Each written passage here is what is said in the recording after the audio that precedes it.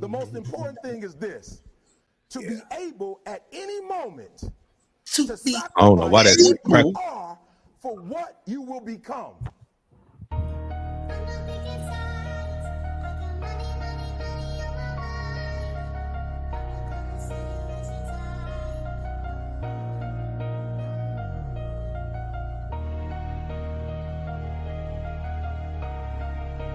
Hey man, shout out to that boy Storm, man. That boy Storm hell on these beats, man.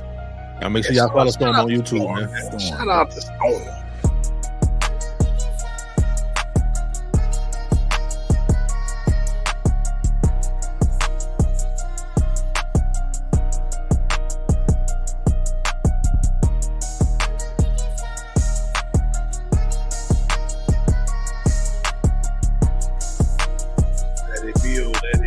Let it build.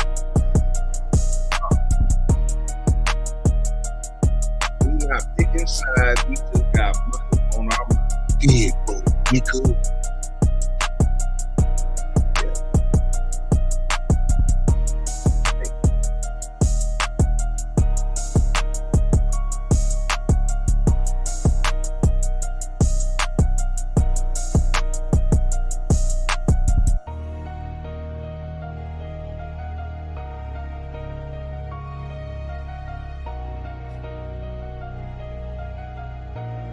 I finna grab my drink. Are they picking sides?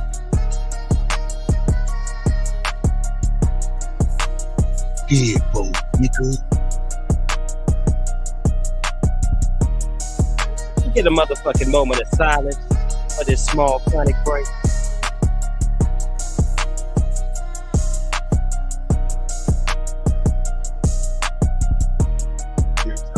Everything to crank up, man. Y'all know what time we on. Appreciate everybody, man, who gonna be tuning in on the live stream tonight.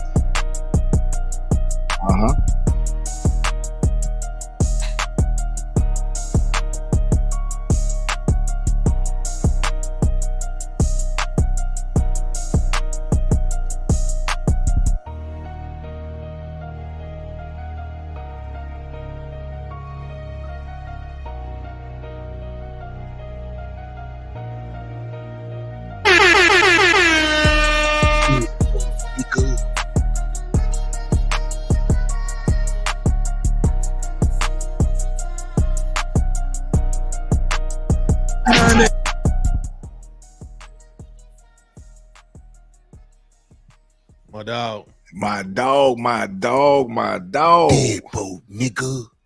Y'all know what time we are. It's your boy Don Peoplez and Trav. DeadBolt, ATL, in the motherfucking stream yard.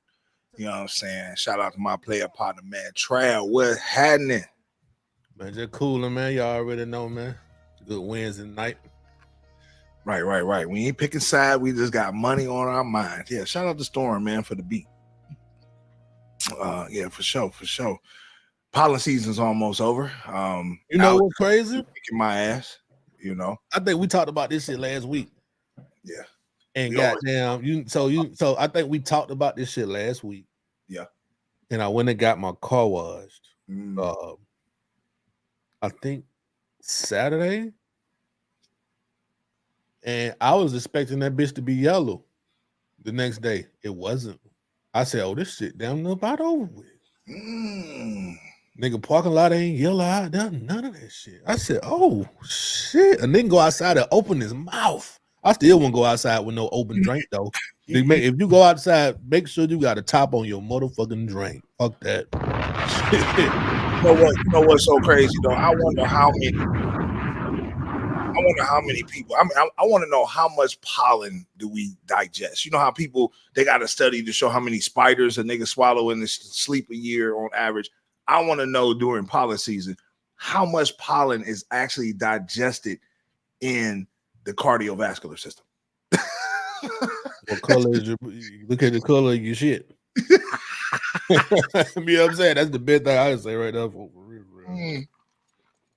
Because sometimes I be feeling like I got a mouthful of it, man. I went to Stone Mountain, man. Shout out to the Stone Mountain workout. For y'all who don't do Stone Mountain, y'all missing it. It's definitely, I think, a very relaxing, very peaceful. It's starting to become like a club though. At certain hours, you got to really pick and choose what time you go, but it's a very good workout. But I could have swore, man, it's like I felt like I was one of the trees. I felt like the trees had definitely gangbanged me. You know what I'm saying? I definitely felt like I was taken advantage of for sure. But yeah, I'm definitely glad it's almost over, man. I can't take this shit no more. Like these you know, March, April, and some of May, it just nigga be clogged up, man. You know what I'm saying? That's when you gotta start pulling out inhalers and all that shit. If you got asthma, like you know, I hate this time of the year for real. Yeah, I don't fuck with it either, dog. Fucking pollen.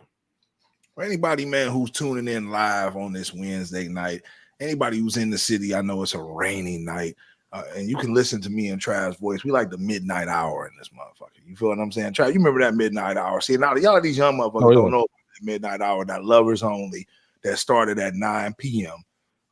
You know what I'm saying? Once you get, you know, when you were young, you start getting ready, preparation for bed around that time, around 9 and 10. Right. You was getting ready to go to school, and you know, you pop in on that lovers only because you know we had it like back when we had our lovers on. They used to have a little breakup line on that motherfucker too. You know, a motherfucker call and break up with you, and then they go into the love song. I actually experienced that one time, and you know, and broke up with you, or you did? You called in and broke with somebody? No. Somebody called in and broke in with the God, bro. They told me, you know, it was like, yes, I just want to. They was like, who you want to break up with today? Whose heart you breaking today? And she said my name. And I remember it was early too, you know, because it was before bed hour. So lovers only came on at like 9 o'clock. I think they did the breakup hour. You know, they doing that shit around 10. So I was up all night that night. I'm talking about like, I can't believe it. Wait till I get back to school. You know, it can't go like this. You know what I'm saying? And the nigga get back to school, you know, I'm getting avoided and all type of shit, man. And yeah, lovers only was deep. I don't even make shit like that no more. You know what I'm saying? Like stuff like that. I think remember when the radio. We just don't listen to the radio like that. But no, remember when the radio was all you had? The radio was all you had at one point in time. You didn't have anything else. All we had was the radio. You feel what I'm saying? But I think there is still a late night, like you know, R&B slow music time for the radio. V103, all them stations, man. I think they still have something. Like it's still DJs thriving off of that right now. I don't know exactly who. Obviously, you can't listen to Hot 107.9 or 94.5 because, nigga, no, that's a hip hop station. They barely play anything with some motherfucker singing. You might hear some Chris Brown. So that's about it, though. 107 then. Now that's 107 then for the hip hop. I mean for the slow music. No, that's gonna be is it 107 or is it 94.7? Whatever Steve Harvey Morning Show come on. I think that's at 107. And then it's gonna be obviously V103. Yeah, V103, they still cater a little bit to R&B, but I you know that V103 nigga, that was so I don't know, just a little history right quick. Like V103 was like, history, Trav. You know, at a time it was like the only radio station in Atlanta, and they would not play rap music, bro. Period, at all. So you know, I can't think who broke that door down. Though it wasn't. I just seen a documentary on this shit not too long ago. I damn near want to say they talked about it on the Freaknik documentary. I can't remember who broke that door down. Though it might have been the Dunge family one that broke that door down. It might have been Jermaine. I think it was Jermaine Dupri, the one that broke that door down. You know what I'm saying? It probably was JD. Broke a lot of doors down in Atlanta. And to be honest with you, I don't feel like JD gets his just due. Like when it comes to just the Atlanta culture and really holding down Atlanta, you know, in the early stages. You know, I think he that nigga that he pioneered this shit. He really the godfather of that hip hop in Atlanta, Georgia. It's just his claim to fame. He started with children, you know what I'm saying? Then he hit with the brat. Hope he don't ever get outed like goddamn like Diddy though. Like I hope that never comes out, man, because you know, in a Ferrari, a Jaguar, switching 4 lanes with the top down, screaming out money ain't a thing. You know, he was just be on that now.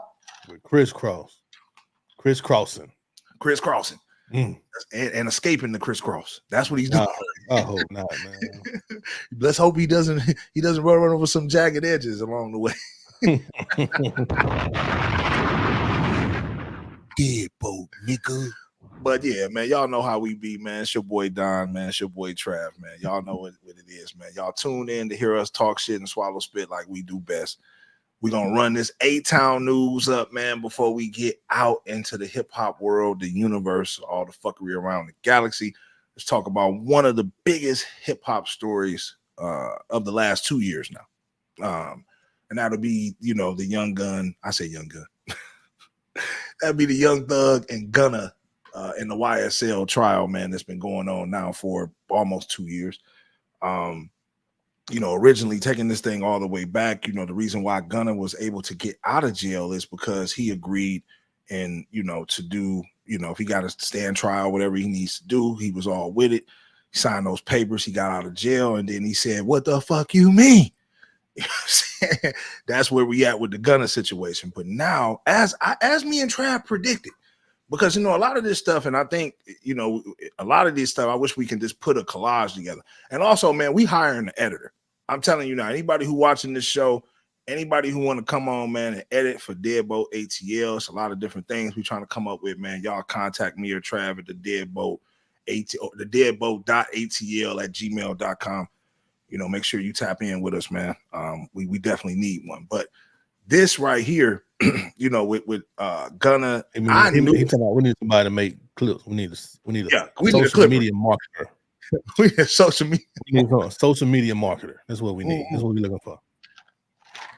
Y'all like to make clips. Y'all like to post on Instagram, Twitter, Facebook, all that type of shit. Yeah. Y'all make sure y'all go ahead and drop it in the comments right now. We'll reach out to you.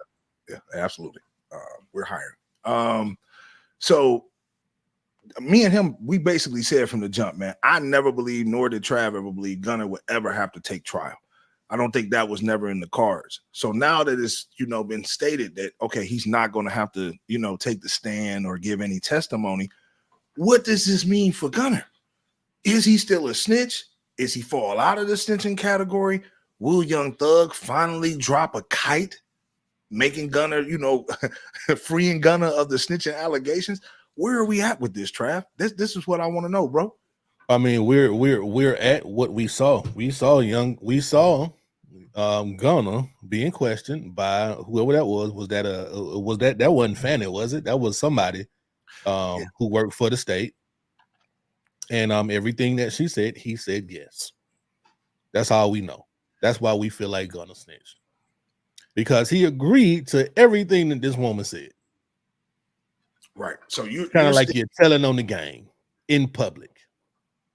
Right. So you're sticking by this right here. You're feeling like, okay, with that video showing and we seeing that, okay, he still, you know, he said those yeses, and yeah, like you said, everything they were asking him, he pretty said yes to. That it still puts him in the category. So even though he's not going to have to take the stand and do any more telling or anything like that, you still putting him in that snitch category. Yeah, I think he did. I mean, it, you know, whatever damage it caused for him, it is what it is. Obviously, it ain't do nothing to his career. But you know, it is what it is. Yeah, I was gonna say I don't think it did anything to his career. I think ultimately it made his mystique a lot more. Because you got to think now he doesn't do interviews, he doesn't talk to anybody now. He's kind of secluded, but he's still making dope music. You know what I'm saying? He ain't going the 6ix9ine route where, you know, remember 6ix9ine was just, you know, just talking and coming at niggas and doing all that type of shit. Even when everybody turned on Gunna and did all that, he just put his head down and just kept making dope music. Now on the other side of this, we're starting to find out that, okay, he ain't got to testify. He ain't got to do none of that type of stuff. So he ain't got to compromise himself no more. And now his new album is going to have features on it. He already has a single with Offset. That I think is out now, or I seen a snippet of, you know what I'm saying? So Offset need that help. Yeah. I mean, Offset, I thought him and Lil Baby was beefing shit. He got a song with Lil Baby. You know, so Offset is definitely wiping his slate clean. and trying Offset to, need that, boy. See, Offset ain't selling no tickets on his little tour right now. He can't even sell out the small venues. He's canceling shows for small venues. Yeah, it's Nobody. I didn't really run through Offset album like that. I listened to a couple of songs. Wasn't really impressed. I did save it to my library, but you know, it's the Migos sound that's not in no more though. It's the sound, it's the frequency, right? Because he's still spitting the same. If you think about it, Trav, the real shit, he's still spitting the same hot fire. It ain't Quavo on them hooks though, my nigga. Once Quavo ain't on them hooks, my boy don't sound the same, my nigga. Then Takeoff, it's something about Takeoff, it being on that track, my nigga. It just you gotta have Take. The rocket was necessary. I thought Offset can hold his own. You know why? I thought he can hold his own because that album that him and 21 Savage dropped, I liked that album. You know, without warning, I liked that album that came out. Yeah, I liked that album. Yeah. I liked that album. No, Ric Flair drop on him. Yeah, and he had the Ric Flair, and that's what I'm saying. Offset, I feel when it comes to the ad libs, a lot of those ad libs like that, yeah, and that, hey, and all that's his ad libs. Well, you got to think Offset first album wasn't bad though. That shit was straight. No, that's what I'm saying. So I just think, man, we're at a time where people are also tight with their money, and with so many people having tours and stuff like that, who are you going to go to? Right? Are you going to go to a Drake? Because Drake tour seemed like it's a continuation from a lot of dates that he couldn't make. Now he got J.Cole on these dates and stuff like that, and that tour just ended. Now you got the Dreamville, and you got other tours that are rumored to happen. It's like, who do you choose? I don't think that was a festival. You feel that was just a festival. Okay, but I had that every year. And then with the Rolling Louds, though, Rolling Louds, I think also has killed the independent market when it comes to touring, right? Like the Offsets and shit like that. Now you're like, hey, bro, I just wait to see you at Rolling Loud, and I'll see all my other artists there. Why would I just come see you? Like, let's be frank. Rolling Loud really has now came into prominence the last 4 years, 5 years. It's been around for a minute, but for the last 5 years, it's dominating all year round almost. Like all year round, they're having festivals. I think that takes away from the independent market. That also takes away from the independent promoters and stuff, right? Because now you have to just do strictly club stuff. You can't book no middle range venue for an artist now unless it's a real big artist. Because the tour that Offset doing, like you said, with these little middle range venues like the Tabernacle size, maybe a little bit bigger, there's a promoter behind that, right? He doing something smaller than that. Yeah, but it's a promoter behind that though in these venues, and for him not to be able to sell out that, I think it has a lot to do with the Rolling Loud, and he's not as cheap to just bring to the club. Because I think if you brought Offset to the club, you would win. Like on the club atmosphere. But when you start getting out into the venue space of 3,000, 5,000, 10,000, do niggas really want to see Offset, or they want to wait for the next nigga? And Offset canceling shows at 1,000 person venues, man. That's what I'm saying, man. You said you gave him the benefit of the doubt, and you said 10,000. We talking about 800 people. He can't even sell that out.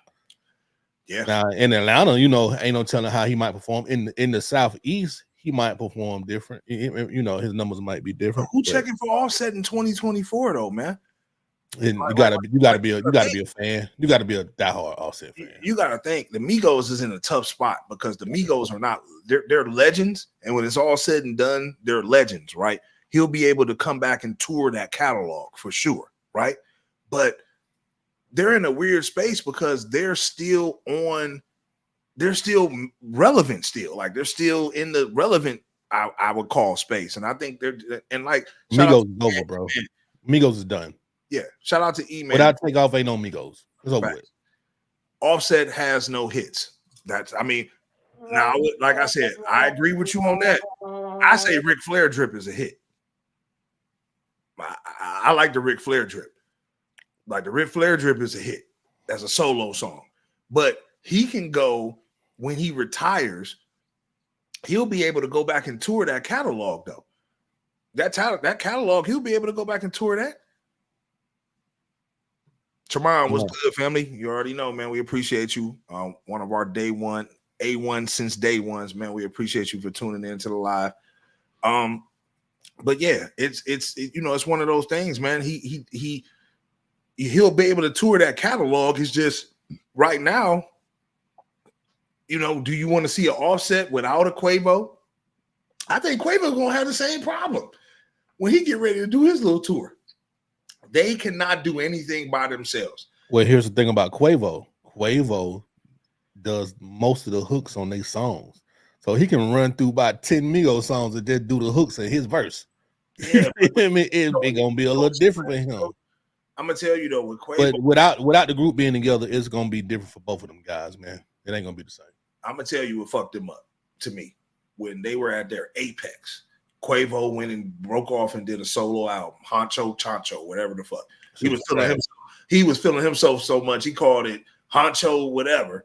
Or no, first he did the album with Travis Scott, the Cactus Jack album, which was trash. Then he came out and did his solo album, was double trash. And I think with him being the leader of the group to drop 2 independent trash projects outside of the Migo group, I think it doomed the Migos because you only go as far as your lead singer. You only go as far as the lead nigga in the group. So what made him the lead though? I mean, everybody considered Quavo the lead. Everybody considered Quavo the lead. I think if you ask the general, people out in the world, they would say, who is the number one member in Migos? They would say Quavo. I would say Quavo. You know what I'm saying? So I think when Quavo came out, because remember, he dropped 2 independent projects first. He dropped the Cactus Jack, then we got Without Warning. You know what I'm saying? After that. So I ain't never heard that shit. What, that Cactus Jack? Without Warning. What with Savage and Offset? I ain't never heard that shit. Oh yeah, that shit all right. That shit came out Halloween. It came out like on Halloween that year. I don't know if it came. I know the Cactus Jack came out around Christmas, so I think the Cactus Jack came out after Without Warning. But Tremont said they tried to make Quavo the lead, but I remember his first album was trash. Exactly, that's what I'm talking about. So that Honcho Poncho, whatever that shit was, he tried to be the David Ruffin of the group. That shit was trash. And when he fell off, when Quavo fell off, that effectively destroyed the Migos. Ain't nobody coming to see you, Otis. Yeah. Ain't nobody coming to see you, Otis. Man. Yeah, man. That shit, wow. But yeah, shout out. I know we turned this into an offset. E-Man said they should get the last bag and really tribute Rocket. Drop some Unheard, take out verses. Rocket was the nicest Migo. I agree with you on that. That's facts, man. Yeah, he was the nicest Migo. Yeah. And what's so crazy, out of all the solo albums, he had the hardest solo album. He did. But he's like what's the one solo album, man? He reminded me of the Cash Money member. Like if niggas remember early on in the Cash Money days when they all dropped their solos, Turk had a hard ass fucking first solo album. Like if you really listen to Cash Money, you would know that Turk came out of left field, nigga, with that album, and that was one of the hardest Cash Money. I can't say he came out of left field. It was nobody expected Turk to drop a like. Why not? That was on their solo that way when he came out. I fucked with Turk solo album. That first that when they was doing their solo thing, nobody expected that though. I didn't expect it to be harder than Wayne's Lights Out album. I mean, I think that shit came out before. I didn't expect that. That was before Lights Out. No, it didn't. You sure? No, he dropped the last solo. Positive. Wayne solo album. Wayne dropped the solo album before Turk dropped his solo. That's all I'm saying. You can confirm it. I know you're the historian, but that's right. You're probably right. You're probably right about that. Yeah, I think that little kid Wayne album. Yeah, that Lights Out. He had 2 little kid albums. Yeah, The Lights Out was the first one, and then the 500 Degrees. I would say, right? I might have been it because he wasn't cussing on either one of them albums. He didn't start cussing until the Carter. Okay, yeah. So, yeah, that's what I'm saying. So with Wayne, bro, it's one of those situations where, I mean, like I said with Turk, I never would have expected Turk to have one of the hardest albums. That's what I felt about Takeoff in that. But back to what I was saying as far as with Gunna, I do feel that if Gunna drops another solid project, man, eventually he's gonna that the snitching stigma is gonna wear thin because he's gonna outlast the niggas that ain't fucking with him. The nigga Baby, you know, the nigga Lil Baby, we've talked about him last episode and his fall from grace. It's like a lot of the niggas that's standing on business with him, I don't feel like are gonna outlast him in his career. Because career-wise, I got Gunna right behind Future. Nigga, I got Future as the god, Gunna, and I got 21 Savage. They're my top three in Atlanta right now. Right now. They're my top three. Yeah, you're definitely different than mine. You know what I'm saying? Go ahead, throw somebody else out there, but you I don't think who you gonna take out. You can't take out the Godfather. Future just dropped the #1 album. If you liked it or not, whatever. Are you saying what you like? No, I'm saying just the niggas that's just the head honchos in the city. So you're saying most popular? Most popping niggas who gonna drop a project. The most popular nigga definitely gonna be Future. Yeah, most popular nigga. You know, but even if you don't like Future, which I know you don't really like Future, and I respect your opinion on that because I know you fuck with real hip hop, but it's kind of like on that situation. I know you fucked with a couple of songs off there. I know you like. I just told you though, the most popular nigga like Future, a megastar, bro. I can't put that past that nigga. You know what I'm saying, nigga? So who's your #2 then? As far as who I like or who I think is the most popular. I mean, just in the mainstream, like not your personal, so to speak, because your personal for you coming out of Atlanta. Out of Atlanta. Who's the #2 dropping the most solidest shit right now? Right now, I don't really know nobody out of Atlanta that's really releasing music other than Future. Future that dropped the album. He just dropped the album. He did. I fuck with that shit too. That shit fire. Okay. Yeah. So what you do? You giving 21 to this year or that last year? He just dropped it. That's what I'm saying. This shit come in and go so quick. That shit came out within the last 2 months, nigga. Did it? Yeah, absolutely. Yeah, I be adding so much shit to my library. That shit got booted down. It don't even stick the same no more, bro. It don't even stick the same. But yeah, he came out with an album within the last 90 days. January 12th. That shit came out in January. Yeah, that's what I'm saying. So 21 and Gunna. And would you agree, regardless, Gunna had a hard album when he just dropped, right? I didn't listen to it. You didn't listen to it? Yeah, you was getting on me. I forgot you didn't listen to it. You jumped on my live when I was listening to it one time. Or you listened to a snitch. But Gunna had a hard ass. I didn't listen to it, my nigga, because Killer Mike album came out. Killer Mike had me for last year and still to this day. That's the nigga that I listen to. I listened to the Michael album, dog. Shit. That's why the nigga won the Grammys, because he really had the in hip hop. Killer Mike had the hardest album in hip hop. He had the hardest album. Had the hardest album in hip hop. And niggas it's like niggas didn't want to give him his credit. They like, how the fuck did he beat out Travis Scott? I didn't even know Travis Scott had an album. I think you told me that shit was trash. Yeah, I mean, I didn't like his new album. You know what I'm saying? Travis Scott dropped hot music, but that new album wasn't, you know, it wasn't like what it was supposed to be. Then like for me, you know, I probably, you know, I heard 1 or 2 songs off of Gunna album, but you know, I was on that Michael for real. Shit, other than that, shit, I don't even know what the hell. I be listening to so much different shit, man. I don't know what the fuck I be listening to. For real. Yeah. But you know, like I said, man, shout out to Gunna, man. You know, I got Gunna, like I said, in my top 3. You know what I'm saying? And I think with these charges now, him not really having to get it really, like I said, I predict, and y'all heard it out of the horse's mouth. I gotta start recording my predictions. But I predict that he will, obviously, him and Young Thug gonna make music together again. And I believe Young Thug's case will be wrapped up this year, and it's gonna be a mistrial because he's sitting in jail now. So you know what I'm saying? I think we know. I know, and the audience know that you're waiting for your #1 guy. And who was that? That is Lucci. No, I'm talking shit. But we gotta see what he gonna do when he get out, because Lucci finna get out. By the summertime, Lucci gonna be released. Obviously, he gonna pop back in the studio. You know, I'm not saying he was just that hot, but you know, you just never know. A nigga will be off of that. I'm fresh out wave. Producers want to work with him. You just got to stop with all that shit. Stop whining and shit. Stop doing that shit. You know what I'm saying?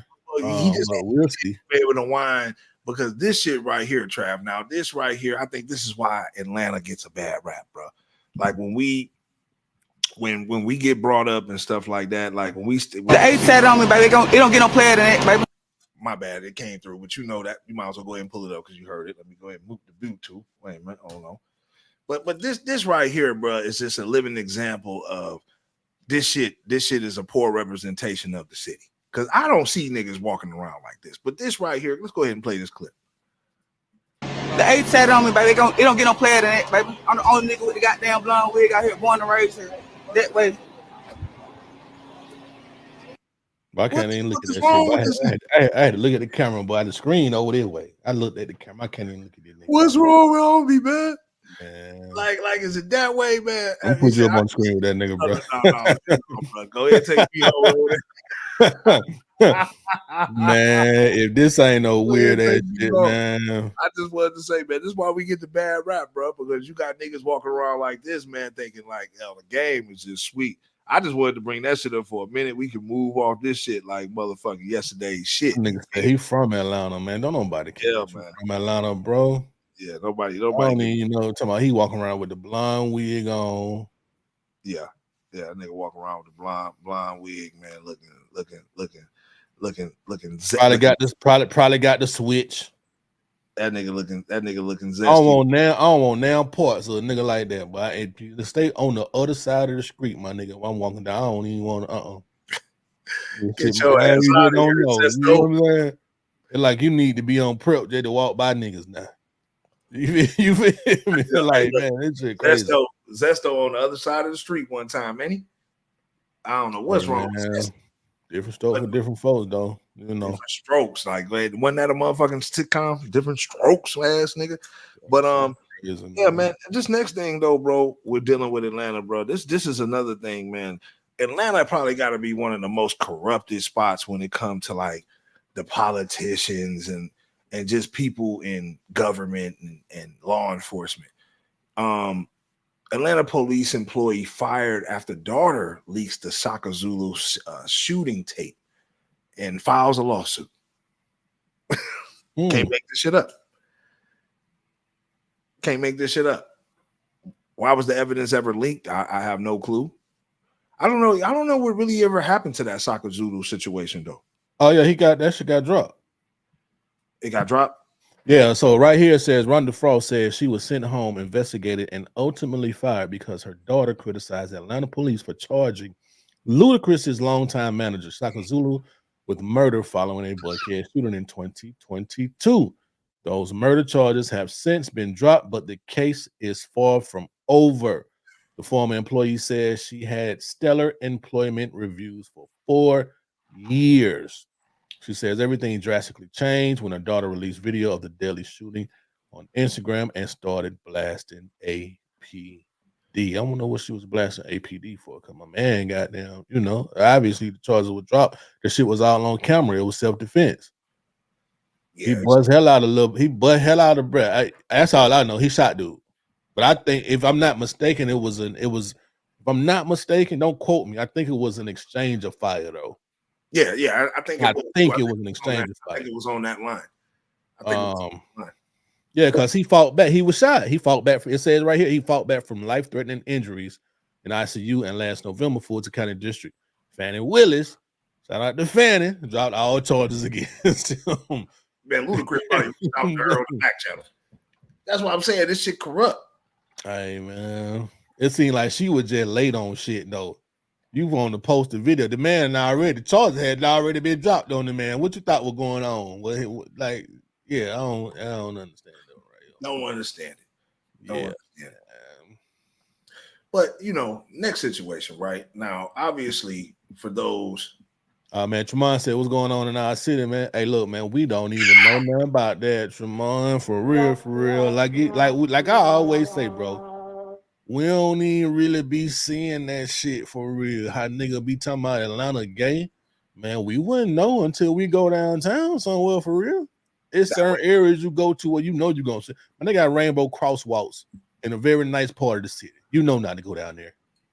That's like a crime scene or something like that. Like I mean, no, that's like when they say don't go here because you could get shot or robbed.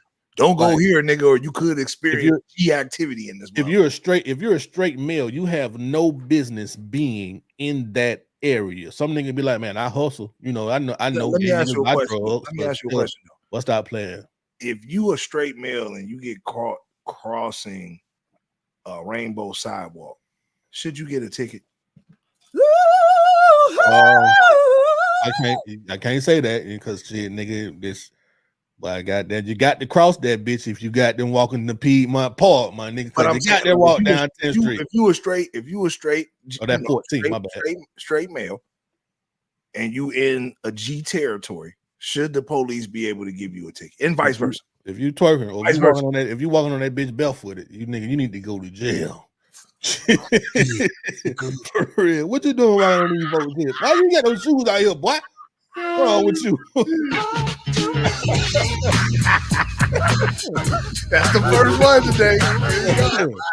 Hey man, but man, I don't really, no folk don't bother nobody, man. I don't bother no folk. You feel me? Everybody stay to themselves, man. On a side note, you hit 6 Humpty dances. Might be 8 today, goddamn it. You gonna go for 8 or you going for the record today?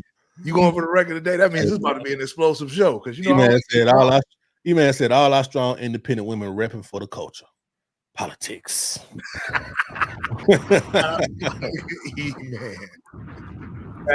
Facts. But this next situation, man, now I know this was a hot topic, man, going into the last couple of months, I would say, but really heating up the last week, and that was the solar eclipse. First, before we talk about this next thing, Trav, did you get to see the partial solar eclipse, and were you made aware of the extraterrestrial activity in the sky? Well, did you see the black sun? No, not necessarily, but I did catch a little bit of it. I always I keep certain things in my car. Obviously, you can't look up there and just see the sun. You gotta have some. Either you gotta have the glasses, which I didn't, but I did have an ND filter that I could put up to my glasses and look up. I saw a little bit of it. Let me ask you a question, and this is a logical question. We did get a little shade over Atlanta, Georgia. This is a logical question I want to ask you, though, Trav. And when I ask you, and I think you think about the question, I know you probably thought about this yourself a few times. Why do we need to wear UV glasses to look at an eclipse with a partially covered sun versus I can look at the sun without when it's at its apex in the sky and I can sun glaze? You can't do that for 30 seconds. You can't. You cannot look. You cannot look directly at the sun, my guy. I'm saying you can look at the sun for a second, though, bro. Like I'm saying, they're telling you to put glasses on, but you can look at the sun. There's been times where I looked at the sun. And you've damaged your eyes, my nigga. That's a fact. Well, I mean, who says that though? We have the melanin in our eyes. Like, how long you been wearing glasses? Now look, man, you ain't about to take no shot at me. I'm just saying, I wear glasses, my nigga. You feel me? So I just know the effect. That's like, I'm gonna give you a perfect example, right? Right. You can't point a camera at the sun, my nigga. That bitch gonna burn your sensor. Right.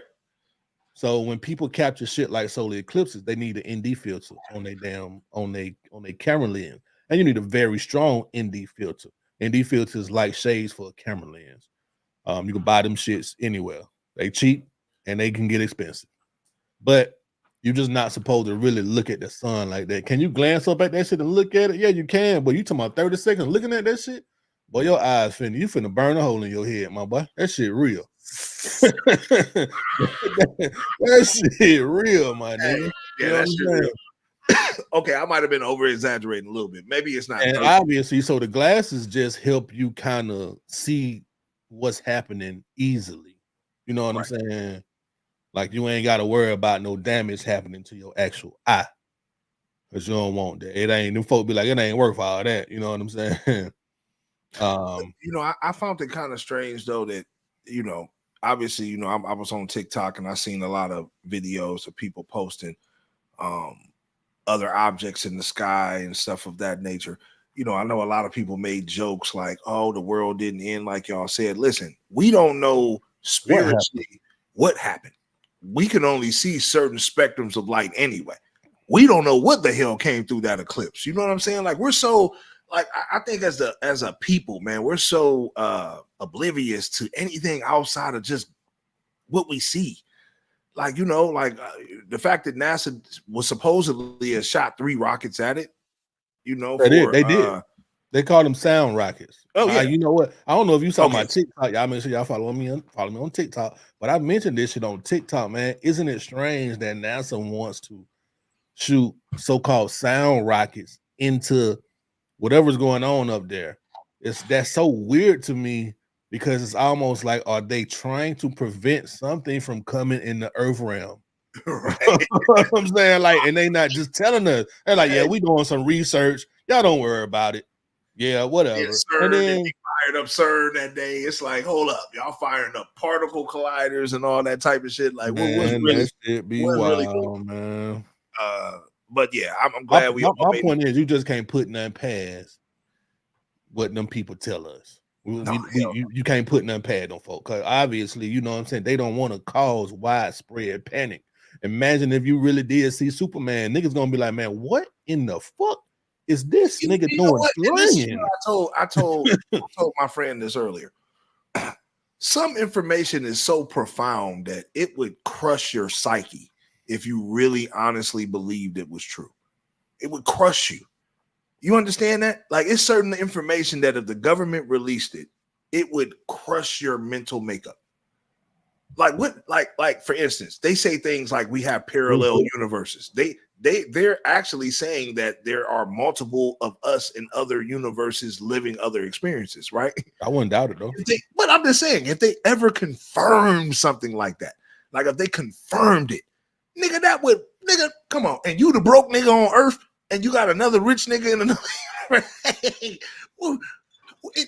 In what world? Like, how do I get back to the higher divine me? Like you got to think, if we're all living different experiences of self, and they tell us that, like, they really, and I believe that the government, before this shit is all said and done, y'all, because they already told us aliens were real and different things. If you pay attention, they've declassified a lot of shit. I personally believe things like that, they're gonna tell us before we go, before this bitch blows up, before it's all over. They're gonna tell us shit like that, bro. They're gonna tell us shit like that, and you know why though?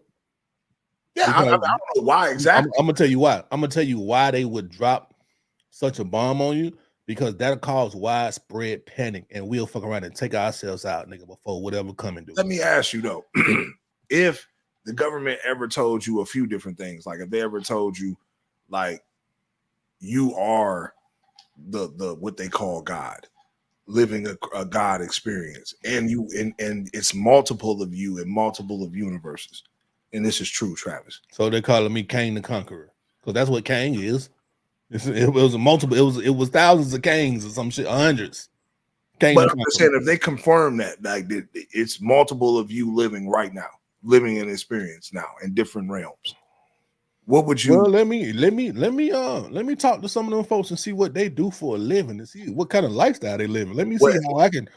What happens if they tell you that you have been talking to them and that's been your conscious the whole time?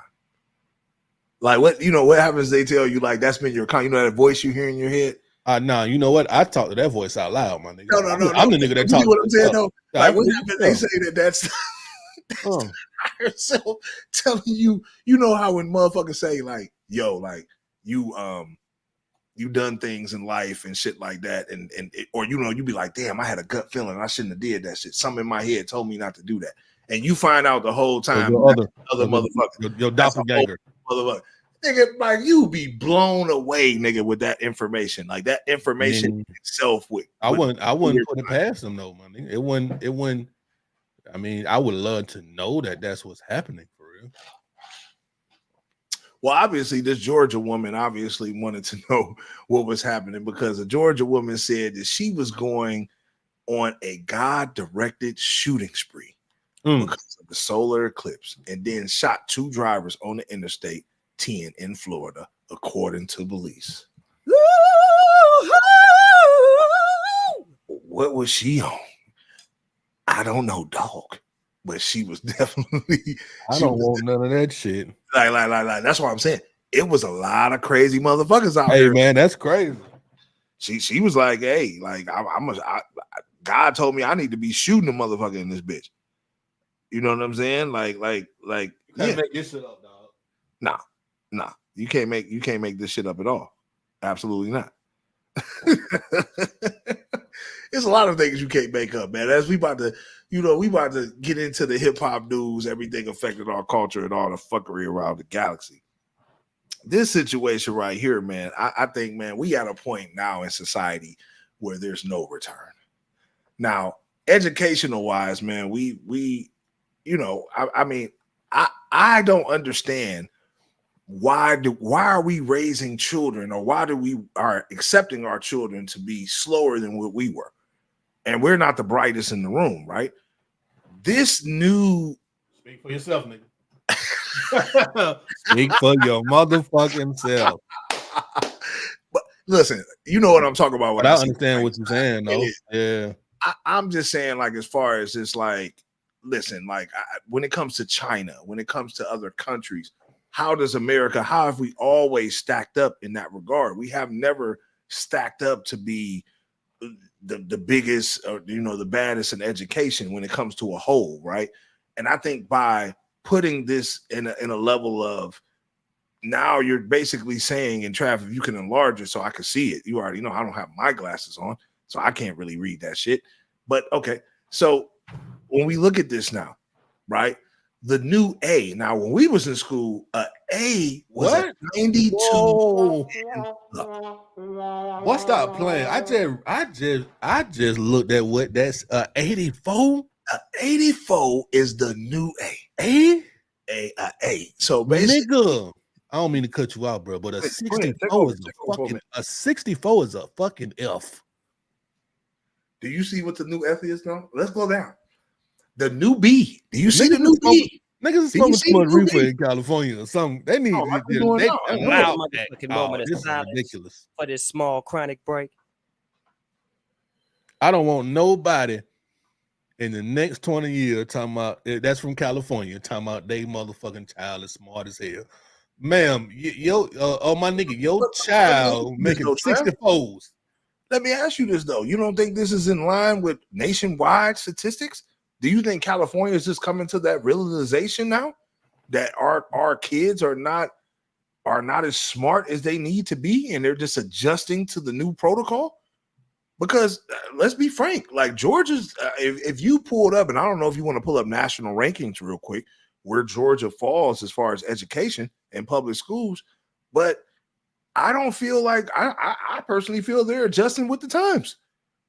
I mean, like, why do you want to keep failing children? Like, why do you want to keep making kids? Because failing makes somebody sometimes not want to try. I know when I used to get Fs, because I was an F'er back in the day, because shit, I came up in the real system, goddamn it. But when I got Fs, sometimes it demoralized me. So it can also be just the times that we're in with mental health, with this social media shit is at an all-time high. Kids are not stable, like, mentally. I don't think they can handle Fs. They've pretty much made an F. You don't go to school, you get an F. 0 to 24% is an F. The 64%, which used to be a D, I remember 64% was a D back in my day. Damn near a D minus, because I think it was like 64 to 69 or something. That shit was the F. That shit was the F. I think like 60 something was a D. I think that because you got to think about it. Like, I think, and we can double check this, but I think in the 60s was a D in Ohio for me. So the new 64 is a B. Okay, yeah, you're right. 60 to 69 is a D. Yeah, so he wrote 59 is a F. 64, you pretty much getting a B minus. Like if I get a 64, it's a D minus. Like, come on, man, a B minus. So it's like, but think about it like this: how do you come home?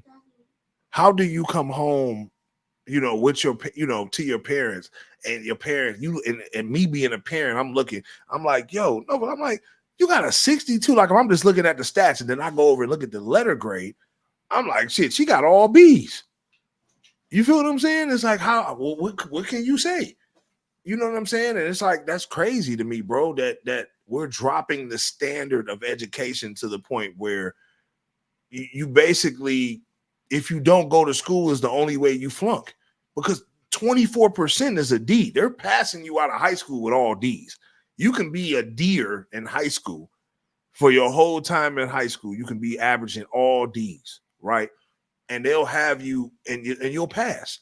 And that's at 24% in California. So you could be at a 24% and pass high school in California. That's crazy. Like, you can't can't make this shit up. Like, you can't. Hold on, somebody knocking at my door, bro. Okay, we're gonna pause for the call. Somebody's at Trav. Ain't nobody supposed to be knocking at my motherfucking door. Motherfucker about kicking your shit, man. It's not that real. God damn. But yeah, I mean, the school system, bro, as a whole, y'all, is crazy. I want to know, man, if anybody in the comments, like, how do y'all feel about this? If anybody's a parent or anything like that, like, you know, is this acceptable? You know, if this model is adopted in Georgia or any city or state where you're at, is this an acceptable model for your children? Do you feel like your children, if your children came home with B's and C's, but they're 40%, 60%, is that going to be acceptable for you? You know what I'm saying? That's the question I have. Like, is that acceptable? Is y'all cool with that? Is y'all rocking with that? Is y'all going to get them ice cream if they come home with all B's at 65%? You know, I think that's the question I got. I think with all the kids, man, being focused on social media, and I think also so many other ways to make money. See, another thing too, like when we were kids, man, there was only a certain amount of ways that you can make bread. Like, you had to be educated. You know, you had to be educated to make money back in the day. Now you could be dumb as rocks and be a millionaire. So does education still hold the same value that it held back in the 80s and 90s and beyond, you know, back even further? Because I know for us, when I was in school, we didn't have no motherfucking social media opportunities, nigga. It was either go to the fucking army, be good in sports, or go to college, nigga. Or your people put you in you had a good warehouse factory job because your parents worked in the factory or some shit like that. You feel what I'm saying? Like, those were the only things that you had an option of doing.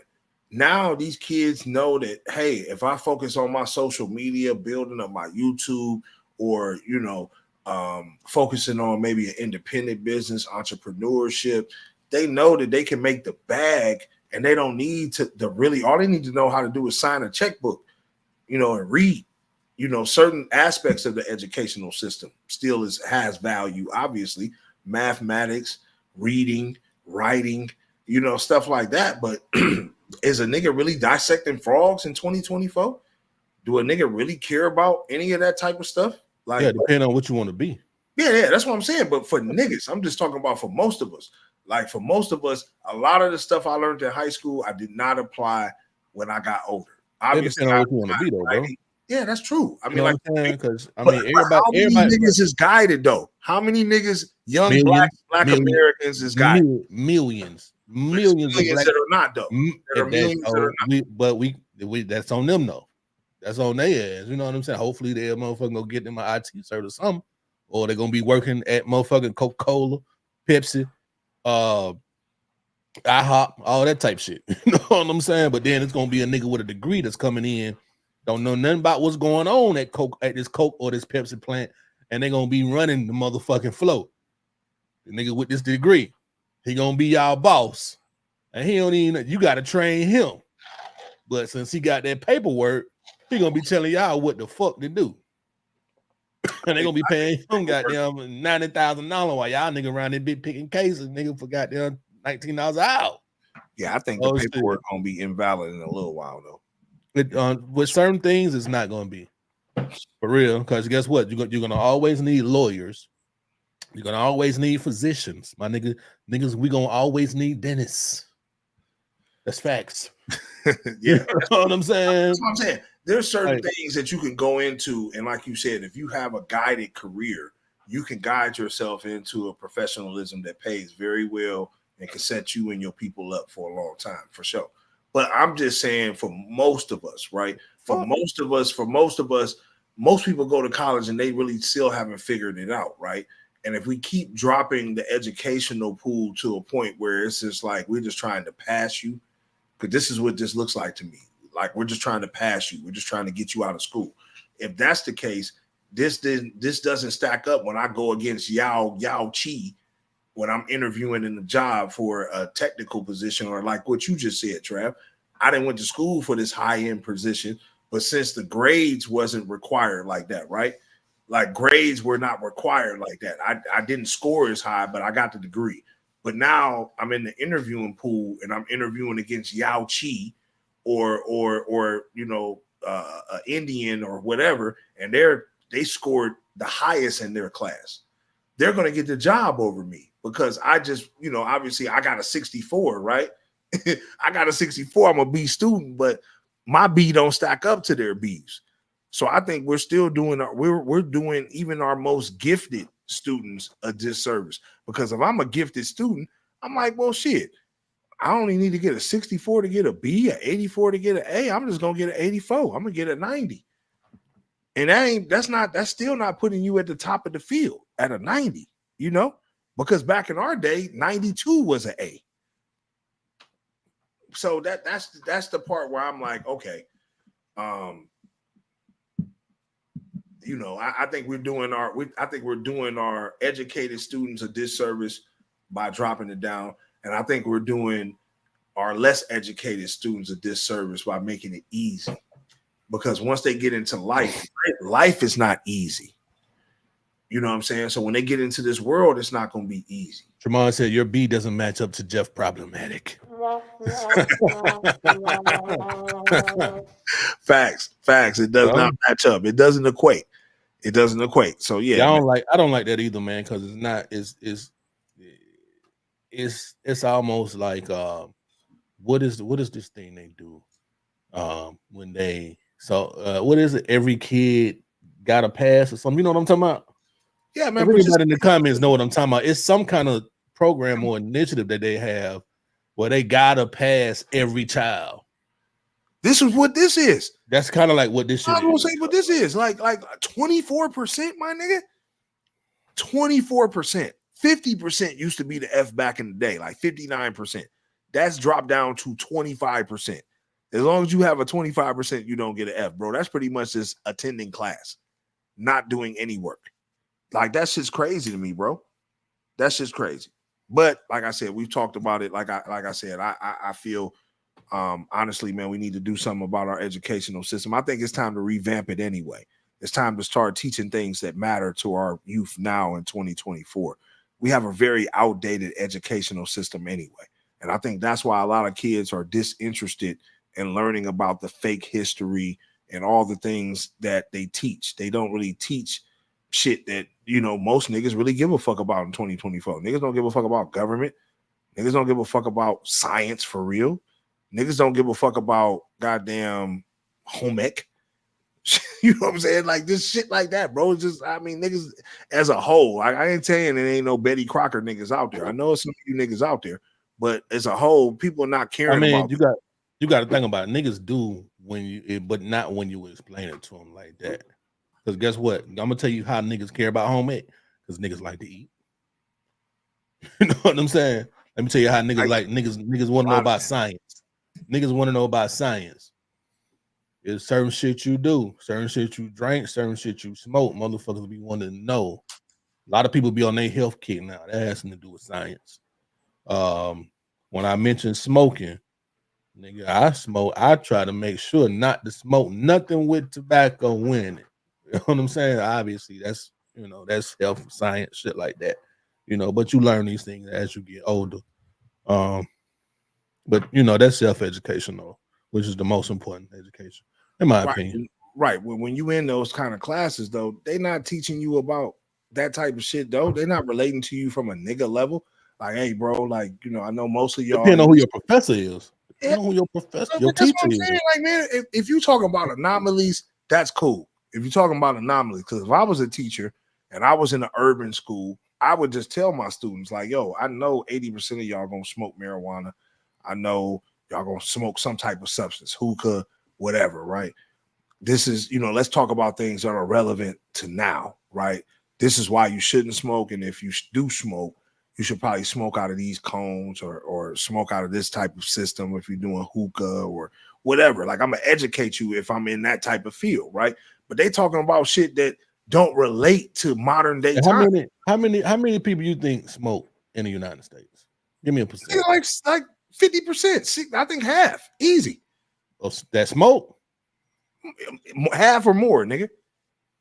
Half or more. That smoke anything. They smoke anything. Half or more. It ain't nowhere near that much, bro. Well, it's probably around 15% of people in the United States only that smoke. Whatever, cigarettes, weed, nigga, crack, whatever you smoke, it's just smokers. It's about 15% of smokers. Like, for real. But that's enough. That's enough. Got number 2 for the day, my nigga. Especially on tobacco, nigga. 10% of the United States population is enough for the tobacco business to make billions of fucking dollars. You know what I'm saying? So it don't take that. And like you said, it's 10-15%. It's 10-15%, and stats are never as accurate because niggas is not being it's totally really, I said 15%. When you research it, it's really, the research says 11.5%. That's why I said 15%. You know what I'm saying? Right. But it's crazy when I go out. Mom said at least 70% easy, bro. 70. It's not that many motherfuckers. But you know what? No, Jamon, I agree. In the world that I live in, when I see motherfuckers and I dissect in my daily scope of vision, I would give it about 70% of motherfuckers smoking something. Because you know what I'm saying? Like, I'm saying in my day-to-day, like if I'm out in a game, if I'm whatever I'm doing, right? 70 to 60% of motherfuckers are smoking something around. Let me ask you something. How many places do you go where you're the only person that actually smokes? None. Do you find that as like do you think that's odd? No. Okay. Like Tremont said, motherfuckers is stressed. Like, I think people smoke for all different reasons, bro. Like, you know what I'm saying? Like, I be that nigga. I be the only smoking nigga in a lot of places, bro. A lot of places I go to, I be the only motherfucker that smoke weed. I'm gonna say weed. Some people smoke some cigarettes and shit, cigars. Okay, well, I be the strange. I'm looking at the strange nigga. This nigga smoking. I'm like, nigga, y'all niggas smoking shit sticks in this bitch. I'm trying to file some weed, nigga. You can't smoke no weed. Y'all smoking stinking ass cigars in this bitch. Yeah. The fuck out of here with this shit. I can't smoke no reefer. Nah, they be hating on the reefer, man. That shit crazy. Even though that shit legal, they still hate on the motherfucking reefer. And it's all good, man. Look, niggas ain't even really inhaling cigars. I don't really see the point in that shit. It ain't my thing. You know what I'm saying? I can't fuck with no cigar. You can't fuck with no cigar. Anybody in the comments fuck with cigars? Drop it in the comment who smoking them goddamn. I call them shit sticks. They call Black and Mild shit sticks, but I call them Cubans them shit sticks. And motherfucker look like a turd, and you pay $8 for that shit. Man, I can't. My nigga, shout out to my nigga Lebo. That nigga smoked the hell out of cigars. Yeah. At least 60% smoke cigarettes or vapes. Absolutely. This is what I'm saying. Like 15%. That's too low. I can't believe that. So we'll say 60% of people that you know smoke. Because for me, it's like that I know like niggas that I know that I grew up around, right? Everybody smoke cigarettes, weed. Some niggas smoke other shit. They ain't gonna say what they smoke. Some niggas out here smoking meth. You know what I'm saying? All type of shit down there. But I do go places like as an adult now. I go places where it's like I be the only nigga in that bitch smoking reefer. Nobody else smokes. Period. I didn't even been some places recently like damn niggas like damn nigga you smoke weed. Ew. Like bitch y'all smoke reefer. Fuck wrong with you ho? You know what I'm saying? And stop calling my shit reefer, bitch. This dope. I don't know goddamn a weed. Stop calling this shit weed. This some dope. I smoke dope, bitch. You know what I'm saying? Like, yeah, that shit no crazy. bullshit. It be like, you some bitches that be extra like you smoke weed. Yeah, bitch. Fuck you talking about? Shit. Yeah, but you know what I'm saying? Like I said, man, I feel 50 like 50 hoe. Let me stop. Y'all know how you feel. Y'all know how you feel. Man. But why you speaking of what men should do and how men are being criticized by women? This next thing I want you to pull up, right? Like this. Here we go. What we got? This right here. Man says, and let me make sure I dropped it. I'm gonna re-drop it in the box. I got man says, let's get this pulled. Oh man, he tripping. My nigga tripping. No, like he's saying niggas shouldn't do shit. That's why I'm saying y'all ladies be hating on us, but god damn, what these niggas be saying is crazy. So man says you should stop being providers unless you are a married man. Hey, listen, fellas, we done with the whole masculine provider male era. We're in our soft guy era, okay? Drizzle. Listen, I don't know who need to hear this, but until that woman asks you to be her husband, you don't have to do husband-like things. Stop giving these women husband advantages and amenities, and you're still a boyfriend. Until that ring is on your finger, you shouldn't be doing anything. Period. Drizzle. Like, y'all be so caught up on getting with Dusties and all that. You need to start going after their moms. See, I know a lot of y'all think that older women may not be that much attractive or whatever the case may be, but there's a lot of good looking older women. And I feel like you guys can deal with these older women who's going to take care of you and treat you like a king that you are. Drizzle. Now, there's a point where as a man in your soft guy era, you shouldn't be pumping. Hey, listen, in your soft guy era, you shouldn't be pumping your own gas. You shouldn't be cleaning out your car. You shouldn't be having to change your tires. You shouldn't be having to have to put air in your tires. You shouldn't have to mow the grass. That's all the responsibilities of your woman. The moment you become a husband, then things change. But until then, that woman should be taking care of everything, and you shouldn't be showing her no reason on why she should stick with you for the rest of her life. And in hopes that she makes you her husband. Drizzle. You need to stop giving out so much to these women. Like, y'all giving up the dookie quick as hell, and y'all dropping it off, and these women are not appreciating it. I think you need to hold out, even in your soft guy era. I think you need to hold out, even if you had sex with 100, 200 women. You need to hold out and make that woman wait until she shows you that she's capable and that she's loving enough for you to give your body to her. You know, because at the end of the day, it's all about us. It's all about us. We just want our equal rights as men. So drizzle. Yeah. Fucking moment of silence. My man said drizzle. Hey, this right here, drizzle. Shout out to drizzle. This right here, when I heard this, bro, I think, to be honest, women have pushed men to a point of insanity. Yeah. Niggas have went total loco. So let me say this first, right? Yeah. So this is him trolling this woman that's on TikTok. He's saying drizzle. She say sprinkle. I don't know if you ever seen the sprinkle trick. It's a black woman who talks just like this nigga is talking and telling black women what the fuck they should do. And like every few sentences, she'll say sprinkle. He's just trolling the hell out of her ass, and he's showing women this how the fuck y'all sound, yo goofy ass. You know what I'm saying? Way to elaborate on that. Way to bring that up, Trav. Way to bring that up. Yeah. And men out here looking at you because it's like you really think that you're supposed to not do certain things during the dating stage. You know how women say, I ain't doing no wife. I ain't doing no wife like duties while we date. I ain't, bitch. I'm gonna bust your cheeks, and you're gonna be another notch on my belt and a motherfucking bullet that I dodged. That's what it's gonna be.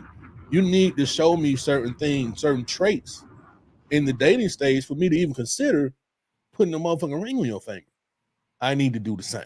So, man, shout out to bro, man, for letting women know how the fuck they be sounding sometimes, bro. Yeah. I you know, when I seen it, I was like, yeah. And like you said, you know, I was reading the comments and stuff like that, and a lot of people, you know, niggas was behind them with it, but obviously some females had something to say. But you know, they always gonna have something to say. Yeah. You know what I'm saying? It's just one of those things, but that's how it sounds. Like when women make a lot of demands on Exactly. what a man is supposed to do in a relationship, what he not supposed to do, and then you want to put that shit online and try to give a tutorial on that shit. And that's what I got a problem with, because if a nigga love you, if he up and he got it, he should want to do everything in the world for you. If not, you got the wrong nigga. See, that be the thing though, Donnie, right? They feel like a nigga should be showing them that immediately, man, you probably ain't that chick that he really want to even get at to. You know what I'm saying? Shit. You can't be out here calling a nigga a dusty because he ain't doing what the fuck he's not doing things for you that he might do for the woman that he truly desires. Shit, you know what I'm saying? Yeah, I mean, that's true too. That's true also. And then y'all don't say, look, back in the day, nigga used to be like, bitch, I need what your boy said on American Pimp, I need 100%. Matter of fact, I need 110%. God damn it, shit, bitch, I need all the money. You feel this next thing we're gonna show is typically why I think guys, even though dude is doing a parody, right? It's still one of those things where I think guys are going to get into that type of lifestyle. We got a couple of comments right quick. Like Donnie Tremont said, you do husband things for years and you still trying to get to know you, and you still on the trying to get to know you better phase. That's fact. You could be doing shit for a woman for years and you still in that phase of trying to get to know. You know what I'm saying? That's a fact, man. A bitch will hold you there too. My man said, I also said facts, because why would you do all that but can be canned at any minute? That's true. Yeah. You out here doing all this shit for a woman, then nigga, she get rid of your ass any minute. Yeah. I mean, I think, you know, a lot of this shit, and I know a lot of women didn't like Kevin Samuels for what he was saying, but Kevin Samuels really was the combatants to what was being talked about online about us, like about men, because men, to me, even though I feel like women are unprotected, men are also, especially melanated men, we're unprotected as well, because we have to meet a certain standard of living, and we not being accounted for inflation at all in this motherfucker. You know what I'm saying? Like y'all not getting us in the benefit of the doubt. Like y'all want a nigga to go out and crash out for this, you know, for this paper. So it's one of those things, man. Like, yeah, it's crazy. But and then also, just to bring up this next thing, right? Like, this is what women do with the money, right? Like, women details how she spends her child support check. Fucking sickening.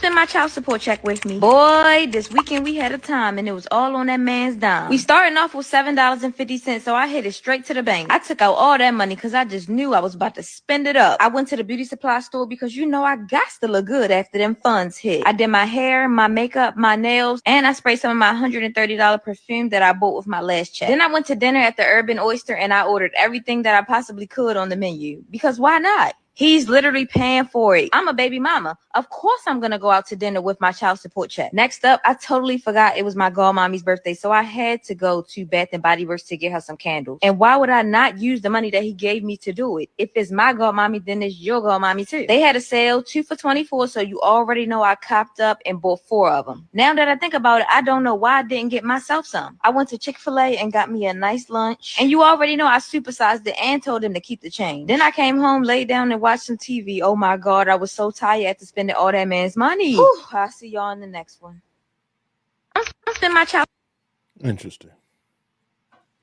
That is, I mean, and that's what I'm saying. Like, that's crazy. Like, you definitely getting child support, right? And you spending the man's money on, you know, just everything for you. That's what I'm saying, bro. It'd be crazy. It'd be crazy. How we get the outlaw title. You know what I'm saying? You can't make this shit up at all. Yeah, I'm sure you can't make this shit up.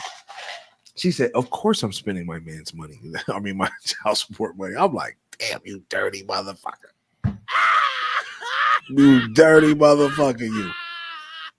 Tremont said but why we can't change family support laws. I bet half of the world will be better. Absolutely, man. I agree with you. Yeah, they need to change that shit because it doesn't necessarily benefit Like if anything, child support should go to. I mean, child support should be itemized. You get what I'm saying? Like what I mean, itemized is just like, all right, all you got to do is just pay these certain bills per month, like, and just show us the receipts that you paid it. Like, you know, it shouldn't be like I just give you money for you to do whatever you got to do with it. If it's I give you money and it goes to pay for daycare or it goes to housing or it goes to something, I'd rather pay that directly than just give you money to do these type of things with. You know what I'm saying? And that's the whole thing. And that's, you know, like it just needs to be itemized because there's some deadbeat ass niggas out there. Let's not trip. Some great ass females out there. Shout out to the females that's holding their motherfucking kids down by themselves while these deadbeat ass niggas is out here motherfucking doing what they doing. You know, we don't condone that at all. But for the good fathers, right? Because there's a lot of good fathers. I know more good dads that get washed up than bad dads. Bad dads, facts already. Yeah. Like the bad dads, nigga, don't fucking even pay child support. Nigga, they get caught. They get in the wind. You know what I'm saying? They get in the wind. But for the good dads, it seems like a lot of good dads get round up, and that's the ones we talking about. And for this situation, I wonder, is this a good dad? Like, is this a good dad, or is this a bad dad that you're coming at and you're doing dirty like this? You feel what I'm saying?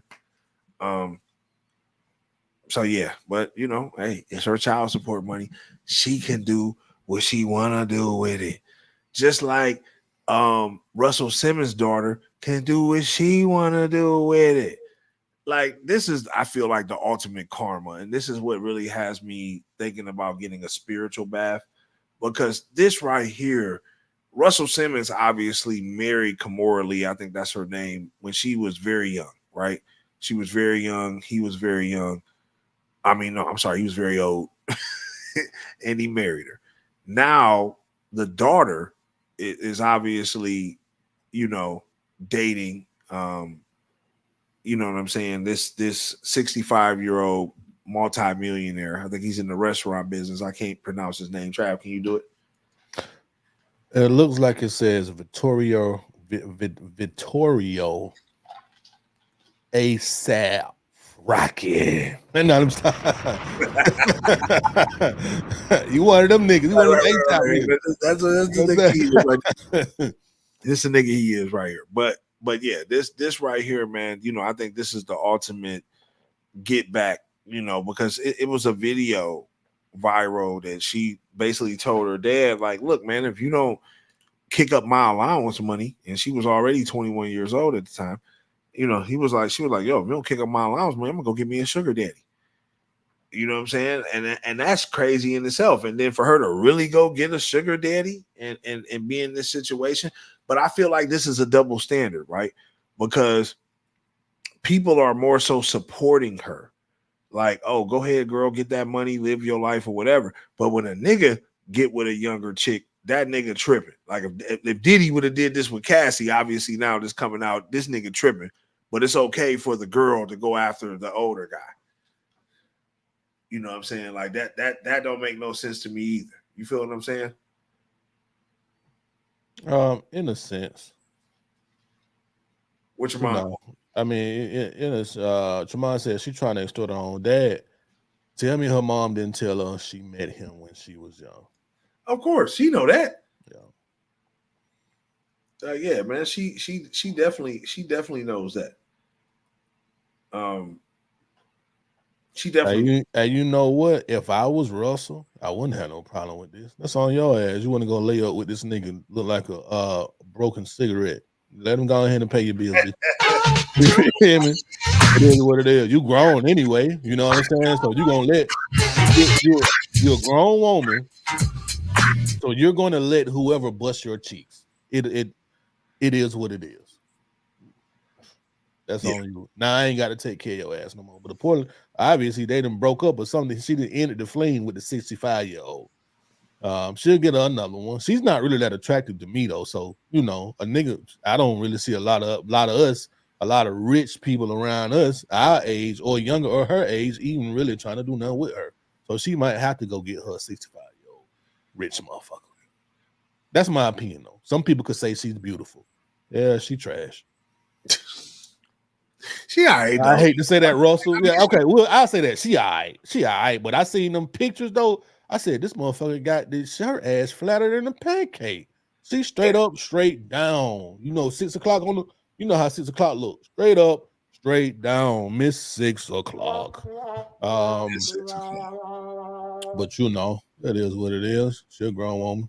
You know what, though? I mean, I just think that's Russell's karma, man, because he met Kimora when she was young, dealt with her when she was still in her teens. Now, you know, the daughter is out. Hey, what would you rather have, though? A young nigga her same age beating her back out, slutting her out, or a 65-year-old nigga who probably got ED? He ain't doing nothing but eating her pussy. and giving her money. You know, what would you rather have? You know, that is a good question. Look, and the young nigga dogging her out. You already know how we get down. We dogging her. 21 years old, dog walking her, trying to have threesomes, spitting in her mouth, all kind of shit. God. You know what I'm saying? Thumb in the butthole. And look, then you got this old man. He like the white dude in Baps. You remember the movie Baps? Yeah. He was so sweet and kind. Took them wherever they wanted to go. So gentle. I don't know, because I'll be like for instance, let's just say my age, right? But by the time my daughter gets, you know, a certain age, and nigga, you still taking the bitch to Pound Town, nigga. You feel me right now? But no, I'm just saying though. I mean, like, say in their 50s or whatever the case may be, and you know, my daughter, she's 21, and she meets a 50-something-year-old. Nigga, I'm whooping that nigga ass, nigga. What if you can't though? I gotta hire somebody to do it. Man, like, hey, shit, I gotta hire somebody to do that shit, nigga. I gotta hire somebody to do that shit. You just don't be the motherfucker that you just be careful with that. The real goes wrong, goddamn it. I don't want to get into a cardiac arrest. I've been shot that nigga. That's what I'm gonna do, goddamn it. That's probably what you're gonna do. Yeah. I'm about to shoot a nigga or something like that. But yeah, then her whole lineup be niggas that age though. Like that's just what she like. You feel me? Right. Man, what you gonna say? She like that? That's just what I like. They don't treat me like shit. The niggas my age dog me the fuck out. Right. So how you want me to be treated? That's true. You know what I'm saying? That's kind of like, damn. Shit. You still wanted to be with somebody more of her age, you know what I'm saying? But it's like, man, you know, young niggas ain't shit. You feel me? She got to go get with the cornball nigga that she running. You know what I'm saying? She telling that nigga what to do, but then he's not even man enough to be with your fucking daughter. No. That's true. You know what I'm saying? Yeah. So, shit. But now she fuck around and meet a 50-year-old nigga that turnt. Because there's some of them niggas out there, you already know. You probably have to have a problem with that nigga. Like, hold on, bro. God damn, nigga. Man, this is bad. You know what I'm saying? I think as you become more aware, you as a father of a daughter, you just can't think about shit like that, bro. Because you can't think about shit like that, that shit will drive you motherfucking nuts. Like, you know what I'm saying? Like, you don't want to think about shit like that, nigga. That's a part of you out there getting experiencing it from a female perspective. DeadBolt, nigga. Oh man, you know what I'm saying? Yeah, shout out to all the fathers out there of daughters, nigga. We all gotta go through it, my nigga. I ain't the only one. But this right here, though, bro, this nigga gotta be the most shadiest nigga. Like, look, when I heard this, bro, like, and I remember this story, but like when I seen it go viral again and shit like that, I thought I'd bring it back up. I'm like, yo, this gotta be the shadiest nigga ever. Like, bro, like, this gotta be the most grimiest nigga in the music business in history. And his name is Bobby Womack. Bobby Womack, singer of Across 110th Street. He's born in 1944 in Cleveland, Ohio. Makes a band with his brothers called the Womack Brothers. Eventually, the Womack Brothers are noticed by Sam Cooke. Gets them a record deal. So Bobby Womack does not have a career without Sam Cooke. Sam Cooke, in 1964, is shot and killed. Less than 3 months after Sam Cooke has been killed, Bobby Womack begins a relationship with Barbara Cooke, the widow of Sam Cooke. Actually, pretty early into their relationship, they decide that they want to get married. Bobby Womack shows up to the courthouse wearing one of Sam Cooke's suits. 4 years later, they get a divorce. Turns out Bobby Womack was having an affair. The person that Bobby Womack was having an affair with was Linda Cook, the 17-year-old daughter of Sam Cooke, Bobby Womack's own stepdaughter. Bobby Womack, singer of Across 110th Street. He's born in 1940. Boy, that was a savage. That is the most grimiest nigga I've ever heard in my life. A motherfucker can't never say, I've never heard a nigga like that, bro. Boy, that nigga hated Sam Cooke, didn't he? Man, like how you had to or something. Bro, you must have been this was the most grimiest man in history, bro. Like if you ever listen to Bobby Womack, you can't listen to him no more after that. If Bobby Womack was one of your artists, you can't respect his music after that. You was a grimy ass nigga with a fucked up hairline, boy. God damn. That nigga hairline was fucked up. Look at that nigga hairline, man. That shit crazy as hell, man. But I always He remember from the city, though. He from Cleveland, though. But hey, he might be grimy, but guess what? That woman let that man in. And that's another way he was able to get close to her daughter. You know what I'm saying? You shouldn't have fucked with Bobby Womack, bitch. Fuck wrong with you. You know what I'm saying? Yeah. I think Sam Cooke and brother whooped his ass, though. I think he got his ass beat by this shit. Yeah. Yeah. I heard some of that nature too, that he got smashed on. Yeah, that shit crazy though. Cleveland niggas. Niggas from the land. That nigga from the land that went grimy, man. I'm sorry. I'm like, yeah, you from Cleveland too? Well, that nigga forgot there over all Euclid so well. Oh man, no telling me where this nigga from, bro. All the women in the world, you singing to all these different women across the world. And you go after Sam Cooke's wife, and not only wife, you hit his daughter. The nigga who put you on. That shit is crazy. Tremont said the back door was real. They said, yeah, they dented his head up. They did his head up on that one for sure. They did him dirty. They did him dirty on that. But this next thing, yeah, let's go ahead and get this pulled up right here, man. Like this right here, I felt like was a very cool story. I wanted to share this right here. The Super Mario was named after the real life businessman named Mario Segal, who had rented out a warehouse to Nintendo. That's dope. Yeah. And what happened? Let's keep going here. We can keep going. I think you skipped. When Nintendo fell significantly behind on rent, Segal chose not to evict him, but instead offered a second chance to come up with the money. Nintendo succeeded and subsequently named their main character after him. Man, that nigga is one of the motherfucking most memorable characters in the world, bro. In the world. Mario. I want to know where they got Mario from. Shout out to Nintendo for standing on business. Like, listen, right? We gonna put us out. We gonna, you know what I'm saying? Like, woo, woo, woo. And bruh, did they ever get it together? Can we put out a PSA right now? Something right now? I need to get a request. I need to be able to play all Mario games on the Xbox. We need to get that on updated systems because I would definitely hop off the live stream and jump on Super Mario 3. You feel me? I used to enjoy the hell out of those games, and I still do. If I had a Nintendo Switch, I'd be playing some of that shit now. That's some of the greatest. I don't know, man. My childhood it seemed like our shit was like awesome. You know what I'm saying? We were the first to ever do most of this shit. For real. Facts. Originators. My son told me, you ain't no real gamer. I said, nigga, I've been doing this shit, nigga, since goddamn before you even thought about coming out, my opinion. My what? Right. What you talking about, nigga? Shit. Right. This right here, though. I mean. This right here, though, bro, I want to hear your opinion on this, right? Because, obviously we can be in this situation ourselves, right? So I want to know, is this situation appropriate as far as how the mother handled it?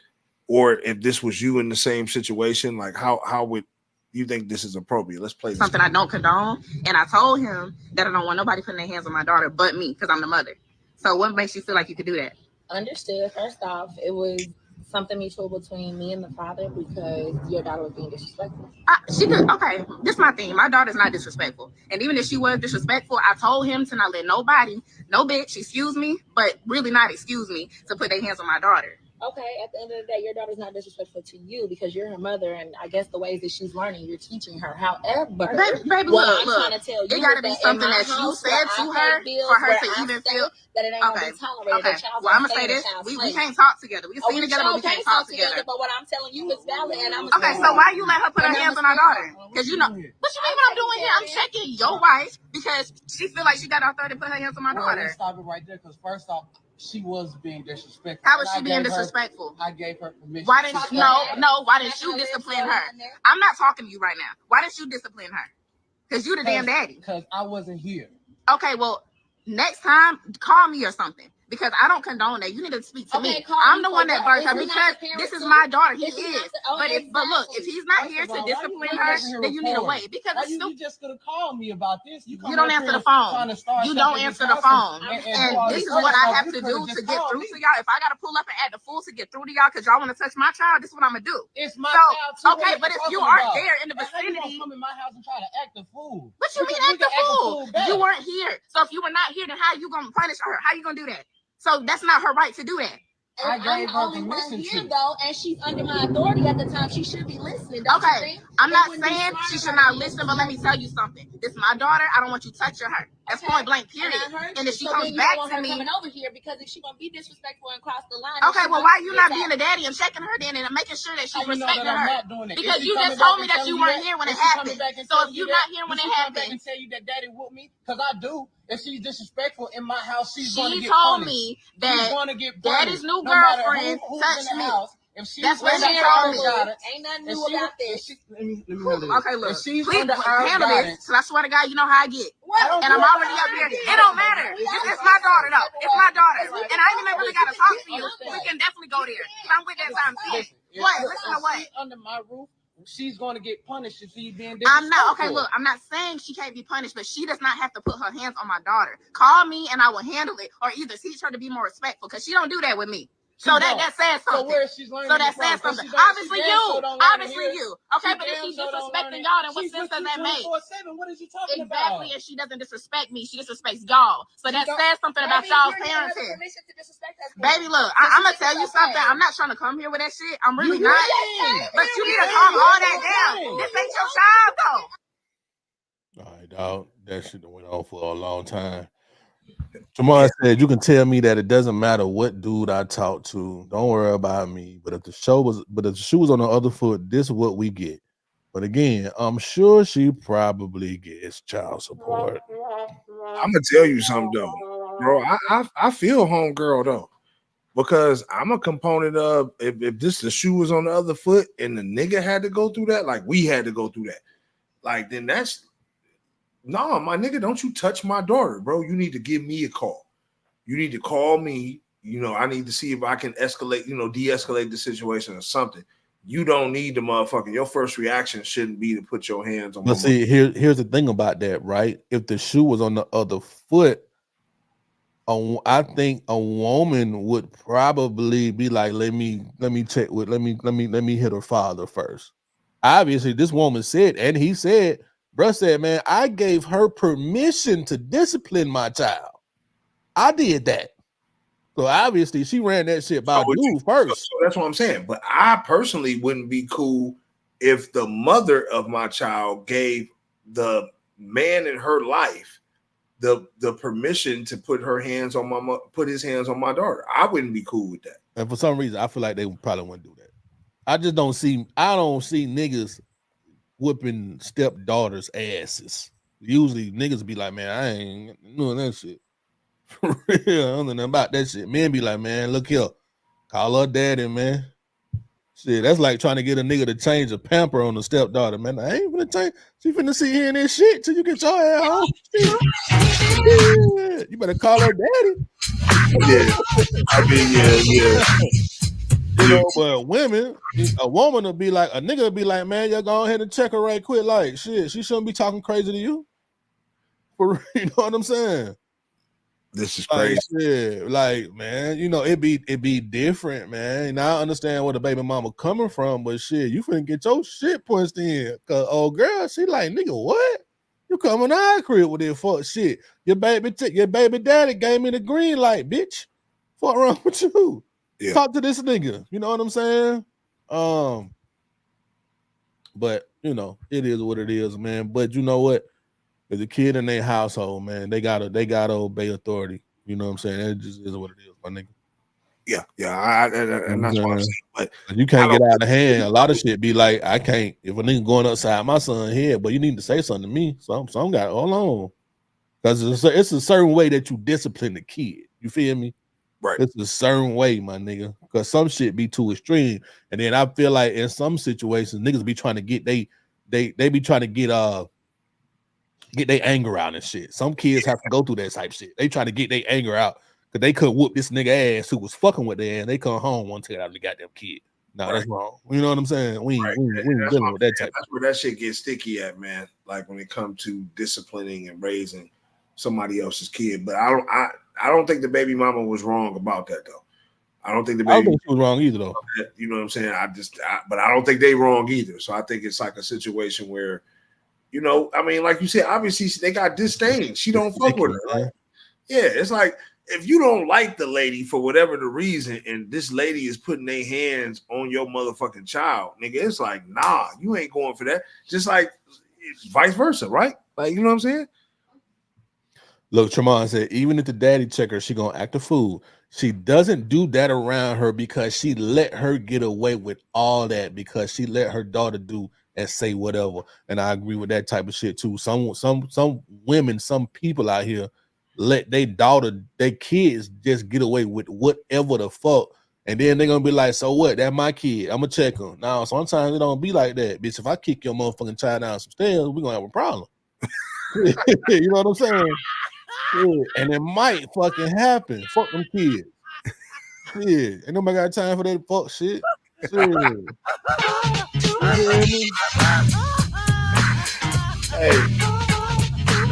this next situation though, man. Your 13-year-old child done drunk my goddamn bill. I came home from a long day at work. Your 13-year-old done drunk my motherfucking bill. I'm finna get this shit up out this nigga's stomach. You bitch ass nigga. Let me stop. Yeah, I'm about to say this nigga. Hold on, man. Hey, all the women out there. Hey. Yeah, Jamon said, me neither, Trav. They were just leave. He talking about back to the when I was talking about changing diapers and shit, man. Nigga, I ain't finna do all that shit, man. Look here. This shit gonna sit on that baby ass until you get home, my nigga. You feel me? Shit. Talking about change your baby diaper. You crazy? Oh my God. I ain't doing that shit. So what I want to know though, man, like with this next situation, right? Like how would you feel about this next situation? Hold on, right quick, like think about what your mom just said. He said, absolutely sure the mom would be mad if the stepmom didn't want anything to do with that man's daughter. That's a fact, though. That's a fact. I can't imagine. You don't want to fuck. Why you don't want to fuck with my kid? That'll be a problem. Mama have a whole problem with that shit. I believe you agree with that too, Donnie. I think it's a slippery slope, though, man. It's a slippery slope. Yeah, it's like, okay, you put your hands on my child. I don't really fuck with you like that. Obviously, it might be because that one hand. That was a belt. She said a belt. I don't like how the relationship ended between me and my baby father. So automatically, I don't motherfucking like you, and that's how women. I think that's probably that's how women be too. Yep, you're right. That's how they feel. So for you to put your hands on my motherfucking daughter, and my daughter coming back and telling me, I think that would infuriate most mothers, though. Just to be honest, you don't know how the daughter might have broken to her. You know what I'm saying? The daughter could have broken to her like on some, like more than what it was type shit. You just never know. So, like I said, she tied me down and she hit me with a belt. Yeah, I'm torn. It could have went either way. I think either way we could see this going either way. So that's why I'm how people can avoid this. How? Stop having motherfucking children to people that you're not married to. Yeah, that's true. That's how we can avoid all this shit right here. And I know it's hard. It's hard to say. Most of us, That ain't got nothing to do with be it. honest with though, We talking about marriage out of wedlock. Yeah. But to be honest though, I used to say that, but some of the horror stories that I've heard be like a woman to be married and the nigga treating her, you know, when they break up, it's like a stranger, you know. So to me, I don't really think, you know, what you mean? Just meaning like the way they break up. Like when you hear stories, like if you ask a woman, like, yo, like, so how did you and your man, were you married? And like, yeah, you know, I was married. Like, oh shit, why you ain't married no more? And then they tell you, and then children are involved. You like, damn, like for real. So I don't really think that really too much matters nowadays. Like that matters a lot, bro. And people having children with motherfuckers that they ain't got no business having kids with. That's true. That's all a part of that shit also. You know what I'm saying? Like too many times do we, you know, I'm a man, so I can definitely say, nigga, I shouldn't have had no child, nigga, with who my son's mother. I shouldn't have, bro. Period. Because I knew that was somebody that I probably wasn't gonna marry. I knew that, my nigga. I fucked up. It is what it is, bro. Yeah, man. Sometimes that's what happens. But moving, you know, like I said, I know we talked about this for a second, but moving to this next one, right? Woman says that she will end any relationship if a man refuses to share his location. Is this one reason why a man won't share his location? Let's play the clip. He always falling asleep over his boy house drunk, and nobody had a charger. As far as I know, ain't but 2 cell phone chargers in the world. Somebody had that Lightning or that USB-C or whatever it is for Androids. Somebody somewhere had one. You could have drove to the gas station and got one. Like, no, that's what cheating looks like. Oh, he dropped his phone in the toilet. Oh, he had a tire blowout on the highway. How many times you let your man have his tire blowout on the highway? That's what cheating looks like. Wake up, pay attention. He always... If we married and my husband refuses to share his location with me, yes, I have heard of this scenario before. We get a divorce. Matter of fact, we would have spoken about this already during our dating stage. And if I find out you don't believe in sharing your location with your wife, we ain't gonna make it no further anyway. Because I know what it means. There's only one reason a person don't want to share their location with you that you're romantically involved with, supposed to be in a relationship with, and that's because they don't want you to know where they're at. There's only one reason a person don't want you to know where they're at, because they know you wouldn't like where they at, right? That's simple. Okay. So no, that's what cheating looks like. Cheating don't look like you walking in on a man in bed with a woman.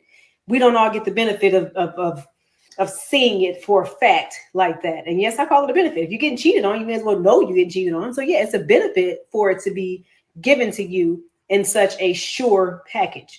We don't get that benefit. You got to look at the signs. You got to stop ignoring your gut. You got to use your intuition. You got to use your mind and your common sense. That's what cheating looks like. Cheating looks like, you know, he hide his phone. He always falling asleep. If we married, am I? I'm gonna go ahead. I'm gonna run to the bathroom right quick. Okay. Tremont, I agree with you on this. Videos like this, just ask her if she would do what she's asking him to do. Yeah, I mean that's true. I think, you know, it's a double standard. I mean, I think in most senses, you know, I think if you're married, you know, if that's something that you guys both agree to, that's fine. I just think it has to be organic. If it comes off like it's a trust issue and this is why I need to have your location, then it's like you're treating me like I'm a dog or something. Like, you know what I'm saying? Like you're treating me like I'm a dog. Like you're treating me like you need to keep tabs on me. So if you feel that you need to keep tabs on me, I don't feel like that's a conducive relationship overall. How do we feel in, you know, now if we're married or if we're in that type of relationship, like, oh, this is conducive. I want to know your location because I don't trust you. And if you don't give me the location, then I feel like you could more than likely be cheating. And I think that's a wrong way of looking at it. If it's going to be organically, you know, we both have each other's locations for the right reasons, like just for safety precautions, you know what I'm saying? It could be anything, right, that might happen, especially in 2024. If something happened, you do need to know where your spouse is at and stuff like that. But if you guys are dating or if you're doing it for the wrong reasons, I don't feel like that's appropriate. Like, you know what I'm saying? If you're doing it because you feel I could be out here doing something, then I don't feel like that's appropriate. That's like you having a leash on me. And I don't think no man wants to feel that way. I don't think no man wants to feel that way. Trav, you back on the line? Okay, well, you know what I'm saying? Like I said, I don't think no man wants to feel that way at all. Like, I think in most cases, you know what I'm saying, you want things to be organic. You know what I'm saying? You want things to be on a level of, man, we trust each other, but this is why I suggest we do the location swap, so to speak. You know what I'm saying? Like, other than that, if you feel like you got to keep tabs on you, because I know niggas that want to do that with their women. Like, you know, like, oh, I got to know where my woman location at. It's like, man, if you got to do all that or if she got to do all that, I don't think it's conducive for y'all to be in a relationship. Because obviously it's some trust shit going on. It's a trust issue somewhere. You know what I'm saying? Like, it got to be like a little trust issue where you don't feel that this person is being quite honest with you about what the fuck they got going on. And, you know, I don't think at that point you need to be with that person. Like, at this point, y'all might as well break up, because if you feel like, shit, I don't trust him, let me get his motherfucking location, then I think you need to keep it. I think you need to keep it pushing. You know, flat out. You need to keep it pushing.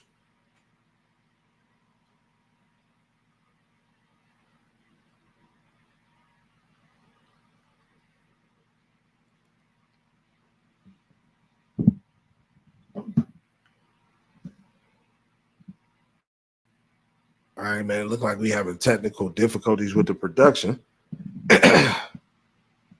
Look like power went out.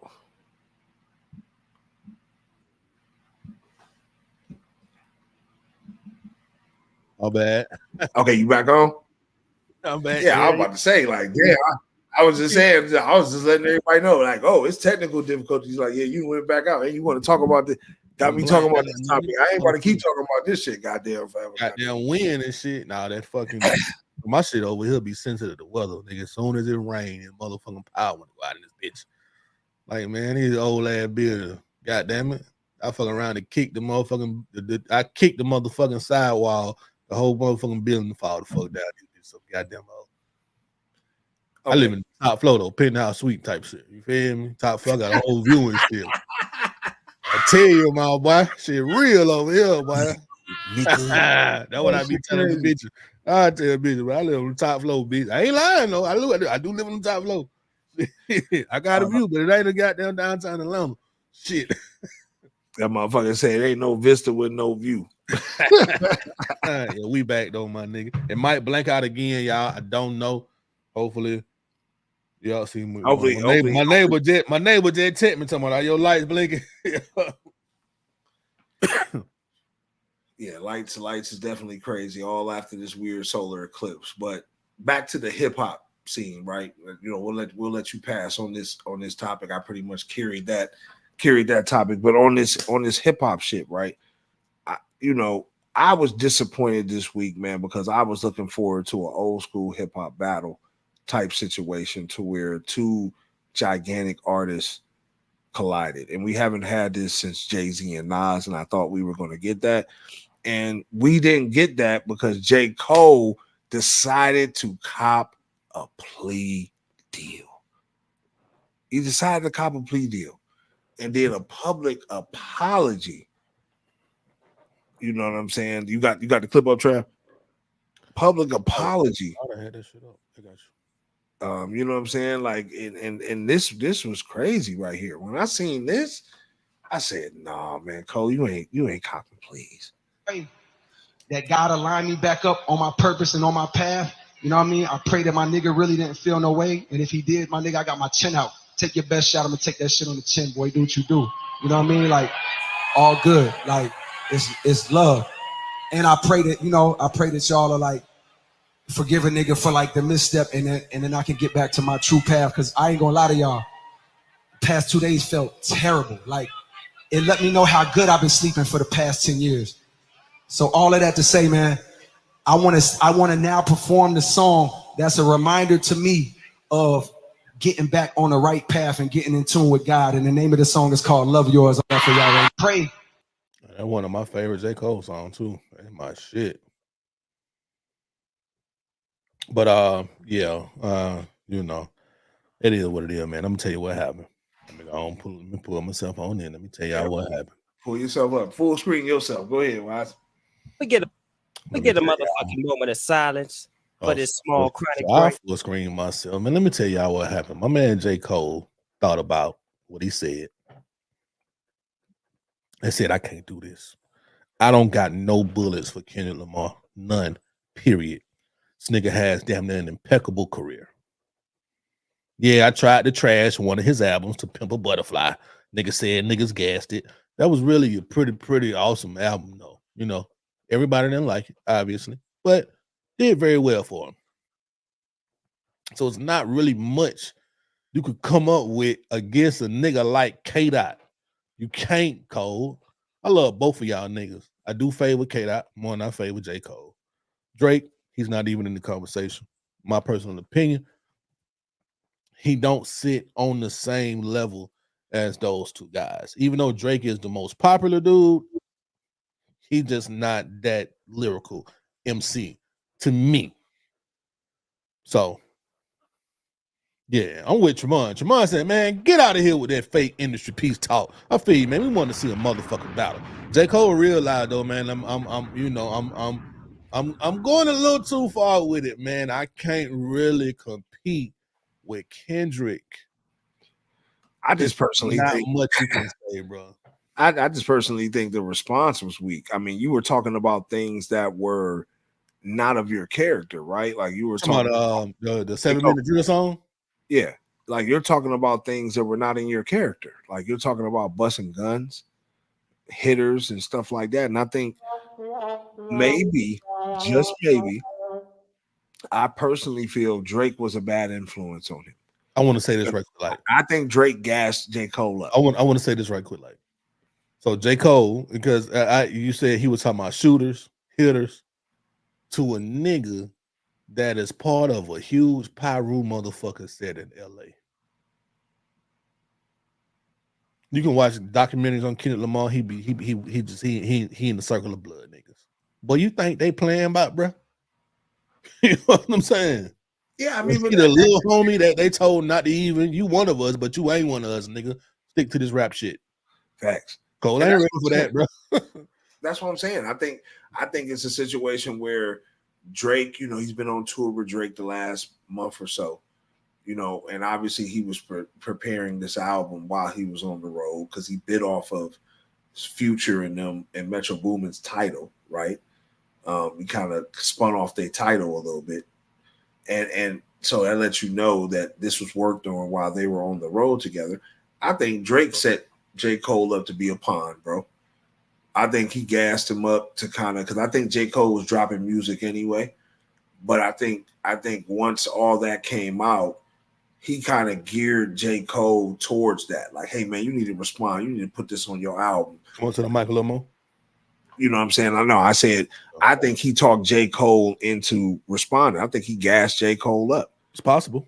I think he was a negative influence. Obviously, this album was worked on the road, right? They worked on this album on the road. And this album right here was an album like, okay, like you put out, and obviously you put this song out, and it's like, I think Drake gassed you to kind of come at Kendrick. I don't think you was originally going to come at him. You know what I'm saying? And you know, I think with him copping the plea like he did, I don't really think that J. Cole is, I mean, I don't think Kendrick going to respond to J. Cole now. You see what Tremont said? Which Tremont go with? Tremont said, at this present time, who better, Future or Drake? I mean, who I'm listening to first, I'm gonna listen to Future. Both of them niggas really, yeah. So I would have listened to Drake first. But Drake's music has become so repetitive to me and unimpressive. It's like I don't even really check for bruh albums like that. When he dropped I listen to that shit, nigga. I might find out a few days after. He's nobody I'm anticipating. Now, for me, I'm not really looking to listen to future albums like that anyway, but I will tap into some of his music. You know what I'm saying? Like I tapped into. I mean, I got a few future albums saved in my fucking library. You know what I'm saying? Shit, I don't hate the nigga, but yeah, that's a good question. Man. Who better? I'd rather. Matter of fact, you nigga, right now, from a nigga that don't listen to Future, I would probably rather listen to some Future nigga than Drake. Right now, I think overall catalog to me, Drake killing that nigga. If I say overall catalog, I mean Future got some motherfucking hits, bro. I mean, we going back, got a lot. Tana and all them type of days, nigga. That's 2011. Drake has more. Yeah, Drake has more, but is it more hits that I like?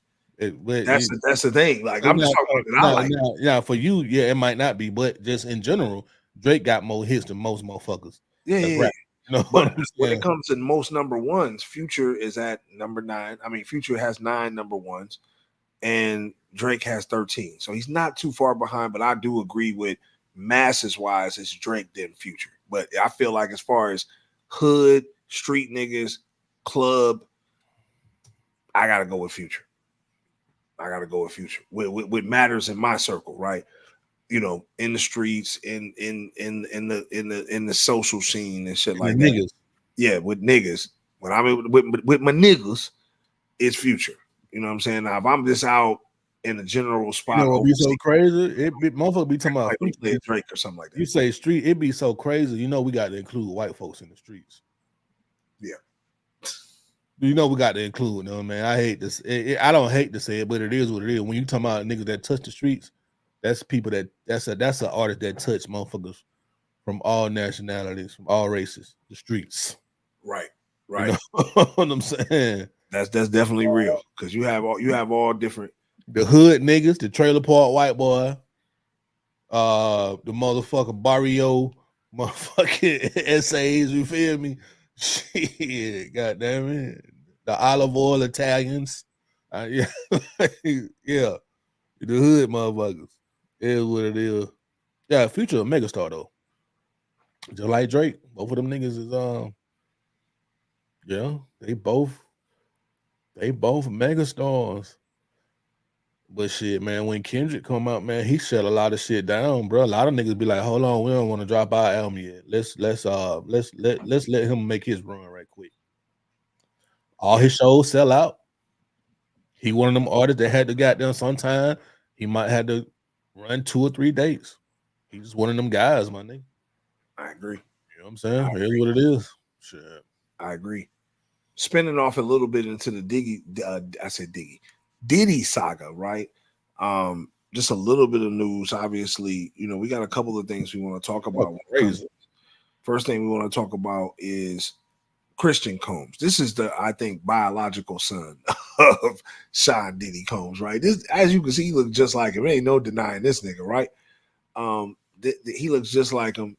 He's alleged sexual assault reportedly captured on audio recording during studio session. Woman is heard saying, "Don't touch my legs like that. Take your hands off my ass." Did we have any audio about that or? This ain't no audio, no. Oh, no, okay. So yeah, so we ain't got no audio, but you know that shit's crazy, bro. Like when it comes to that shit, like I think they're gonna try to wrap Diddy kids all off into this shit. You know, I think Diddy kids is gonna be wrapped all off into this shit. So you know what I'm saying? Like I don't know how that's gonna play out going forward, you know, but you know, if they got him on audio touching the chick's leg or, you know, in the studio, it just seems like a lot of propaganda at this point. You feel what I'm saying? When it comes to that. The next thing though, talking about, you know, going into the Diddy case or whatever the case may be, Young Miami was served her papers at a Houston pool party. See, Young Miami think that she's going to be able to escape this situation. She ain't going to be able to escape. Ain't no city girl running from this here, man. You ain't going nowhere. You ain't going nowhere. So she was served papers at this pool party that she was at.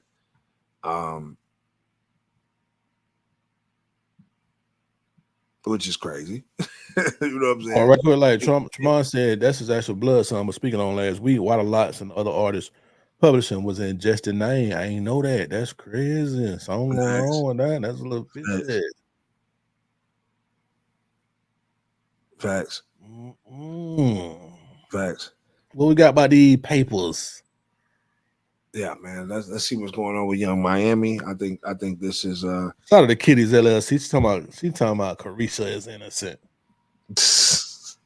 Shout out to Kitties LLC, man. Like I said, man, if y'all need bouncy houses, if y'all need any kid entertainment, you know what I'm saying? If y'all need any print work, you know what I'm saying? She do dope print work. That's the one who did the banner in the background. Y'all make sure y'all tap in with her.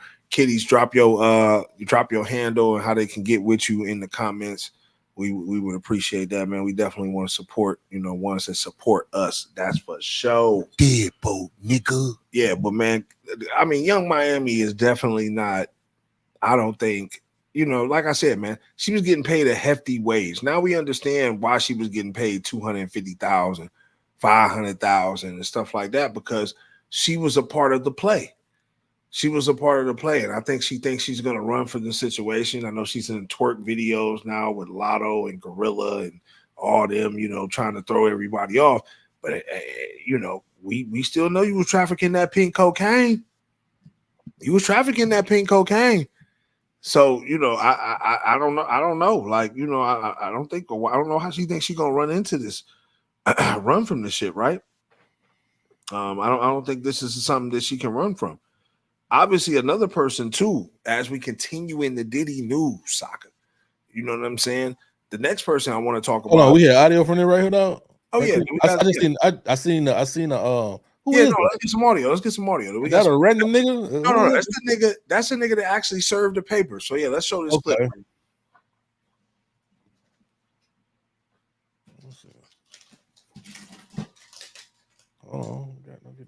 Young Miami with this lawsuit, my nigga Charlie C. So I'm about to do it. Dog asked me to serve Young Miami with this lawsuit, my nigga Charlie C. So I'm about to do it. Dog asked me to serve Young Miami with this lawsuit, my nigga Charlie C. So I'm about to do it. Dog asked me to serve Young Miami with, bro. My nigga Charlie C. asked me to serve Young Miami with this lawsuit. She's supposed to be in this club tonight. So goddamn, I'm about to do it. Bro, my nigga Charlie C. asked me to serve Young Miami with this lawsuit. She's supposed to be in this club tonight. So goddamn, I'm about to do it. Okay, can I come out? My birthday It's a bad bitch birthday. Her birthday is next week. So shout out to all the bitches whose birthday is next week. Absolutely. Young Miami. Yes. Let me get this to you. It's a gift. What is this? What you just say? So my homeboy Charlie C. You've been served. Okay, can I come out? Go ahead, dog.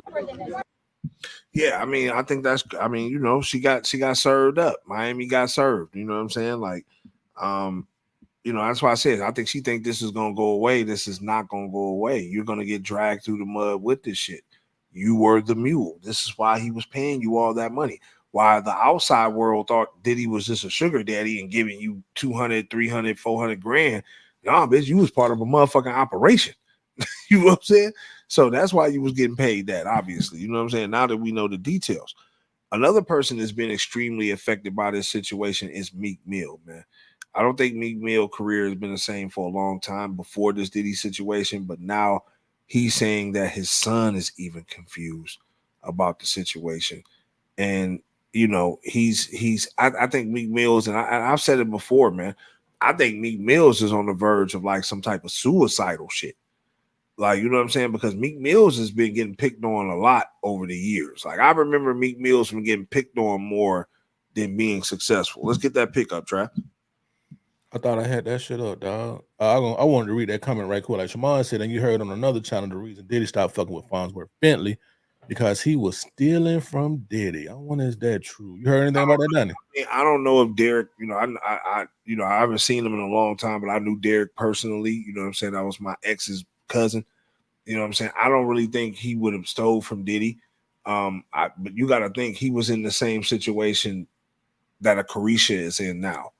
I think with the white boy who got caught up in this whole Diddy thing that he had shuffling around, muling for him. I think Farnsworth was in that situation. Maybe he was putting a little bit in the baggie, a little bit in the purse. You know what I'm saying? We don't know, but he's definitely justified for doing this shit. But it does seem like after he stopped fucking with Diddy, he disappeared from the industry, never to be heard from again. Yeah, but, shout out to Farnsworth Bentley, man. Columbus, Georgia own, man. He from the crib. You feel me? It's crazy how Diddy be going to get these folks. He got to get it, baby mama and his assistant from goddamn C-Town.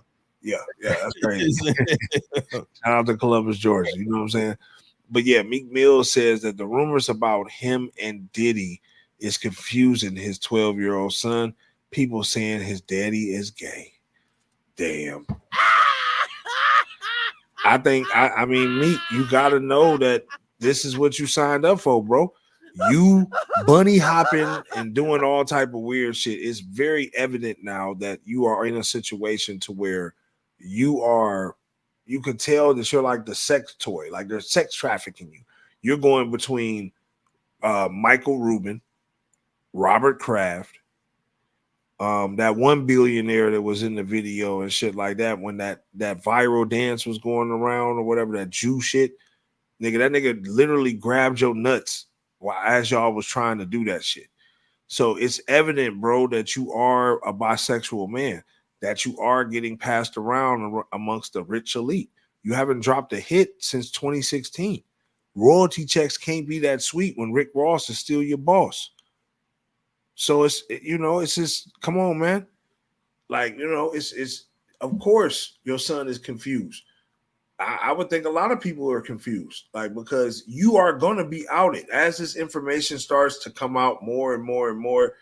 And if any tapes, allegedly Diddy had tapes in every motherfucking room of the house, of course, niggas is going to see you getting your back blown out in one of those tapes, bro. You need to be cautious. You need to be on guard. Like, that's just the truth. Like, you need to be on guard with all this shit, bro. Because I really think shit gonna hit the fan with this shit. And I think a lot of information is getting suppressed, right? This next situation. My man said, I believe goddamn Robert Kraft had him also. Yeah, facts. I believe this next situation though is also, it's a lot of things that are getting suppressed within this Diddy case, right? There's a lot of stuff. This is an interesting clip. I see this going viral online, talking about some of the stuff that's being suppressed within this Diddy situation. Let's get this pulled up, Trav. I'm gonna play it. Without these words would come out my mouth, but Candace Owens is onto something, and that did not feel comfortable at all. So Candace says the reason mainstream news is not picking up this lawsuit, is not paying attention to Diddy at all, is because of this man right here, Lucian Grandage. He is one of the most powerful men in Hollywood and music. And he been up in Diddy's room. So this man right here is Sir Lucian Charles Grandage. He's been the CEO of Universal Music Group since 2010. So he done seen some shit. So I had to go to the damn documents. I had to see if this man was actually named. And he is. As you can see, it says Lucian Charles Grandage. And it also says Universal Music Group. On top of that, it says Ethiopia. I cannot fuck up her last name. I refuse to. But she was also a big person in Universal Music Group. And then Christina Coramham, Lord forgive me. But she was like Diddy's second hand. And here on page 4, they are all listed by name and picture and description. So this is messed up. So if you go down to page 28 of the lawsuit, everything is up in this bad boy. So let me just read a little bit and you can pause to read the rest. Defendant Granish sponsored and attended several Love album listening parties at Mr. Combs' home in Los Angeles, California. These parties were sponsored by defendants Mr. LR, which I don't know who that is, and UMG, which is Universal Music Group. As evidence above, the parties had ex-workers, I can't say the word, and underage girls present. During these parties, defendant Granish knew or should have known Mr. Combs was drugging the attendees through laced bottles of Dalan tequila and Ciroc vodka. He was using his own shit. Baby, this is bad. Baby, I found tea at the bottom. So if you read this little note at the bottom, it will tell you why UNG removed their music from TikTok and who is actually to blame. I just want to throw that. Baby, there are more pages you can pause to read, but basically it's that this man knew about all the parties. This man was around all of this. This man never stopped anything. This man, nor Christina, nor Ethiopia had stopped anything that was happening. They let Diddy run wild. And that's why they are being mentioned in this lawsuit. And I guess this is why people are not making it bigger than social media, because I have not really seen this lawsuit in mainstream media like Fox, like CNN, none of that stuff really. But baby, this is getting bigger. I never thought these words would come out my mouth, but yeah, I mean that's interesting. You know, I think a lot of the other stuff, like it's a lot of different lawsuits that are going around that the mainstream is not picking up, that a lot of these bigwigs are implicated in, and that's what makes me think that a lot of this FBI raids and stuff like that was to garner footage. Now that they know that Diddy got cameras in every goddamn room, it makes sense with a lot of these powerful elite who have partied with Diddy over the last umptump years, right? To go in and send the police and the feds, who we know that are on their payroll, to go into these homes that he owns and try to seize footage, videos, or anything incriminating that might have these individuals on it. You know, that's what I feel about that for sure. So that's what I'm saying. Like, I think Diddy, and we've spotted Diddy now riding bikes around the community in Miami, and just he's still out here living his best life. I don't think he's worried, because I think he has duplicate tapes, and I think he's always known that these devils could blackmail him at any time, right? Because I believe Diddy was put into this game no different than his predecessors, right? He was groomed by Andre Harrell, a bisexual man, Clive Davis, his boy toy, a bisexual man. These are powerful people who are in the industry. Clive Davis being one of the most powerful execs ever in the music industry. That was his, Diddy was his boy toy for real. You know what I'm saying? Or Diddy, so at the end of the day, he came up under that. That's all Diddy knows. So I know Diddy knew to protect himself and insulate himself. So I believe he got tapes that they can't even get to. And now knowing that his plane went to those islands where he can't be extradited and stuff, I think he wasn't on those planes per se. I personally believe that he was, sending his videotapes and footage and all that stuff was getting sent off to those islands and stuff like that. So I don't really think Diddy ever gonna get charged. I think this is all a grandstand, because it's too many people involved between the Jeff Epstein and this Diddy thing, which seems to be kind of the same thing, right? It seems like they're trying to take away the Jeffrey Epstein and make him the new Jeffrey Epstein. Like, you know what I'm saying? Because it's really the same thing. That's what they're accusing the Epstein Island of doing. The same thing that Diddy was doing. So that's why, we mentioned before when we were talking about the R. Kelly and now Diddy and Epstein. I think all these things are all intricate webs. I think Diddy and R. Kelly were providing the entertainment for these motherfuckers on the black side. It could have been. Yeah. You feel me? Yeah, I can see that. I don't think it's just them, no. No, absolutely not. We're going to find out more as we go. And obviously, speaking of this last thing, as we round off, about to get into the fuckery and close down the show. Jamon said, "Do you think he got the Shakira Stewart tape?" Don't forget L.A. Reid. I'm not familiar with Shakira Stewart. I'm hip to him. The dude who committed suicide. Okay. Yeah. For sure. I think that's tied into it too. For sure. That's why I said, Diddy know where the bad bodies is buried, bro. I think I wouldn't be surprised. I would bet my last dollar that Diddy would be killed before he stands trial. They would whack Diddy. He would end up getting killed mysteriously somehow. You know what I'm saying? Like before he would stand trial, because he like Nino Brown, bro. He can bring down everybody. You know what I'm saying? And that's just the truth. So I think they ain't doing nothing with Diddy. But yeah, that's our Diddy news for this week. Obviously, we'll have more because it seems like every episode for a while we'll obviously have more updates as weeks go on. But this next situation though, bro, like I don't feel like, you know, as we round off into the fuckery or whatever, I don't feel like dude was wrong about this situation. And again, this is some catfish shit. And you know, let's go ahead and play this video, and y'all be the judge, right? I'm gonna hit that right now. Guys, I just finished my date, and I am so embarrassed. I'm not gonna cry here. I'm not gonna cry. I'm sorry, guys. I just had to clean myself up a little bit. He came, and so the whole thing is we went to this restaurant he wanted to go to, and it was a little too expensive, but I don't know, I asked my sister for money. So we went. I had this dress on, and I changed because I just had this dress on and everything. And I had my hair out. Like, you know, guys, I cut it, but it wasn't like this. I had it parted a little bit.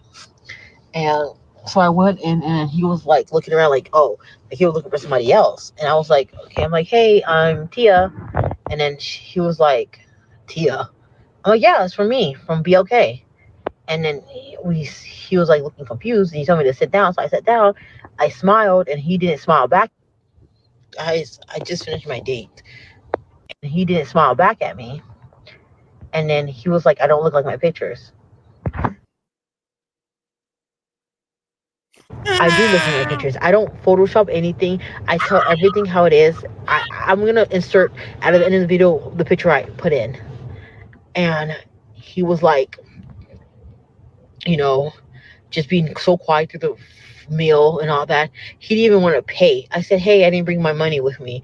And then he eventually paid. And then now he sent me a request to pay for the food.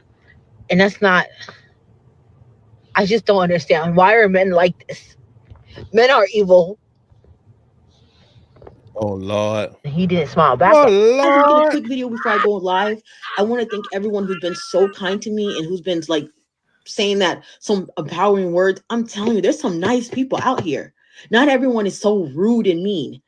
Like, and the thing about I wanted to address before I go live is that everyone is telling me, which I find funny, everyone is telling me to just post my pictures that I have now. Why? Because you guys are roasting me in the comment section. You guys said my back is as big as a California King mattress. Why would I post that? Why would I post that? The reason why I post the pictures because I felt confident in those pictures. Why would I not post the best version of me? And I think I look beautiful when I went on that date. I don't think I'm catfishing because the one thing you guys failed to realize, I said I was a chubby Black girl on my profile pictures. So how was that catfishing when I was being totally transparent in my description? Please answer that. Guys, I'm making a quick video before I go live. I mean, listen, first off, I love all sisters, man. I love all sisters. But, you know, I mean, it's certain pictures and certain angles and certain filters and makeup. It takes away from who you really are. And obviously, this picture right here that you posted looks more like you. This picture right here looks more like you. With the leopard on, whatever that is. Yeah. The keppert. But that looks more like you than the last picture. Right? Absolutely, because this shit right now. Yeah. Guys, I just finished my date. That don't look like. Making a quick video. What are other pictures? And then They flashed it real quick. Okay, they flashed it right quick. Like, okay, yeah, that don't look nothing like her. That's the filters, Snapchat, Instagram. Out man, look here, motherfucker. Hey, don't surprise if somebody done caught a body nigga behind the filter. Don't be surprised. You know what I'm saying? You can't. Shit, cause you can't lay down with me and then you wake up a totally different person. I'm gonna be in panic mode. Now I gotta protect myself. I don't know what the hell just happened. Yeah. I gotta protect myself. I personally don't think this is fair. I mean, and I think a lot of people are doing this, bro. It's like when you're sending somebody your pictures and stuff, you got to be who you are. Like, it makes no sense to hide it, especially now. I get it if you're not in the dating pool. If you're just posting these pics on Instagram, Facebooks, these are not dating sites. But if you're on a dating site and you're putting false representation of yourself on this dating site, girl, stop. Go ahead and stop. You know what I'm saying? You can't do that. You can't put false representation of yourself on a dating site. Now, if you want to be on Instagram or Facebook, which is not a dating site, and put, like you said, the best versions of yourself that make you look confident or whatever, by all means. But once you transfer over to BOK, POF, or Tinder, or any of the other dating sites, I think you need to show who you really are. Well, hold on. What do you hold on? What do you mean? Hold on? So I mean, like for instance, that pic we seen with her with the Kepper on, right? She had the Kepper on. That's the pic that she should have had on the dating site. Yeah. I agree with you. That's facts. That's facts. That's her, because that's a real representation of who the fuck she is, how she. Right. So obviously, my man commented on that picture and was trying to get to know the girl that was on the first picture, and you went on the date. This is the date night picture that you posted. This is what you look like. That's who you look like in this picture right next to it. That would have been fair. You knew that wasn't going to roll with most niggas, and that's where you go wrong. And this is where you living in a false reality. You need to be in a reality where you post your most ugliest pictures, and then you get somebody that want to deal with you, and then when they see you, you look better than those ugly pictures. That's what I would do if I was a female. That's a game. That's a game for y'all female. Y'all make sure y'all listen to Don P. He said, put it down. Post your worst pictures. Get on there with no makeup on. Then when the nigga see you at Juicy Crab on y'all first date with the makeup, he gonna goddamn be blown away. Yeah, like I would put, like, if I was a female, I would put my worst pictures online, like some of my worst pictures. So therefore, when you see me, it's like, oh shit, she looked better than what I expected. And I know if you like those worst pictures, then you're gonna like me when you see me in person. Like, I know if you're really attracted to these pictures, oh man, when I see you, oh yeah, you really gonna love me.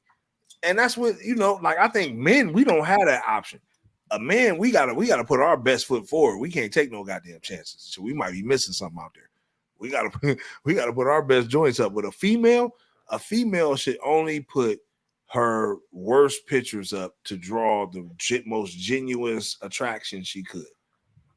That's how I feel if she's on a dating site.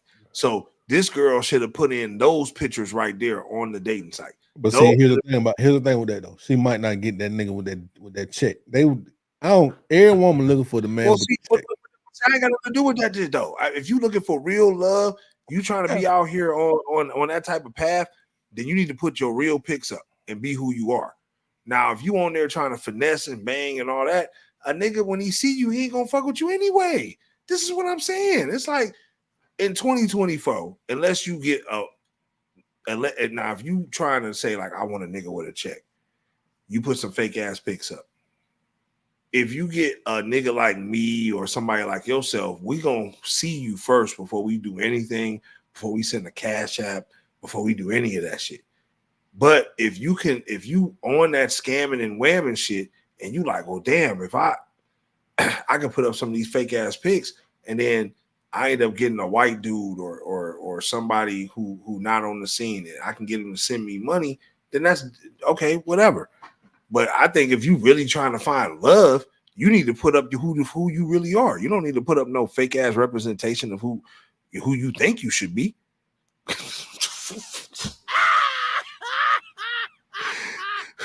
you think this is? This ain't no goddamn, you know what I'm saying? No, you can't put up who you think you should goddamn be. You supposed to put up who you are. And this is who you are. You know what I'm saying? This ain't who you think you should be. You feel me? Period.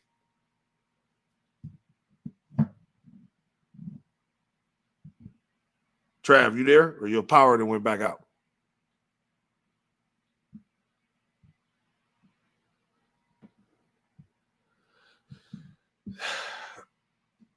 Damn, lights and cut all the way off on the power, man.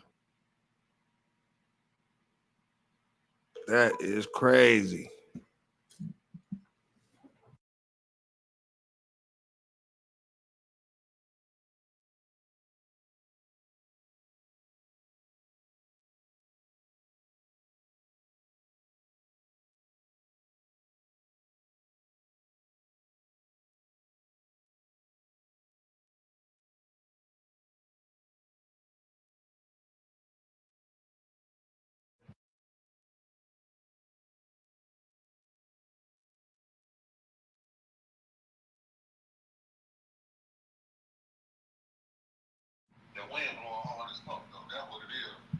All right, so Trav coming back on in this bitch, so we can do the fuckeries and get ready to end it. But yeah, I mean, just to wrap up what we talking about as he loading back up his internet, like,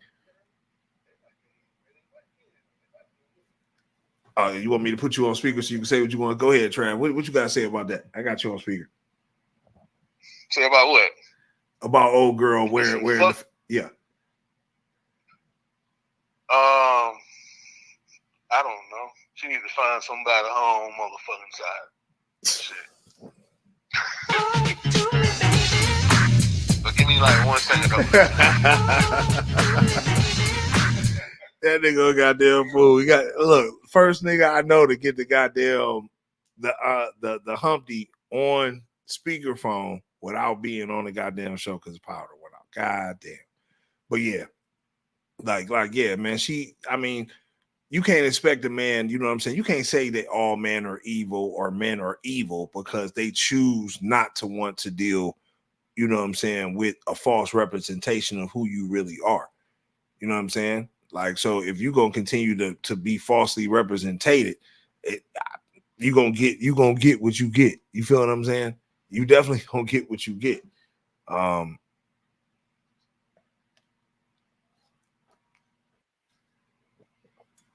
Shit, I done heard a beat. There you go. Okay, now you back on. Yeah. Give me a second, right quick. Hold on, let me get this shit back going. That nigga got the goddamn. That nigga having weather problems over there. Goddamn it. Goddamn neighborhood fragile as a motherfucker.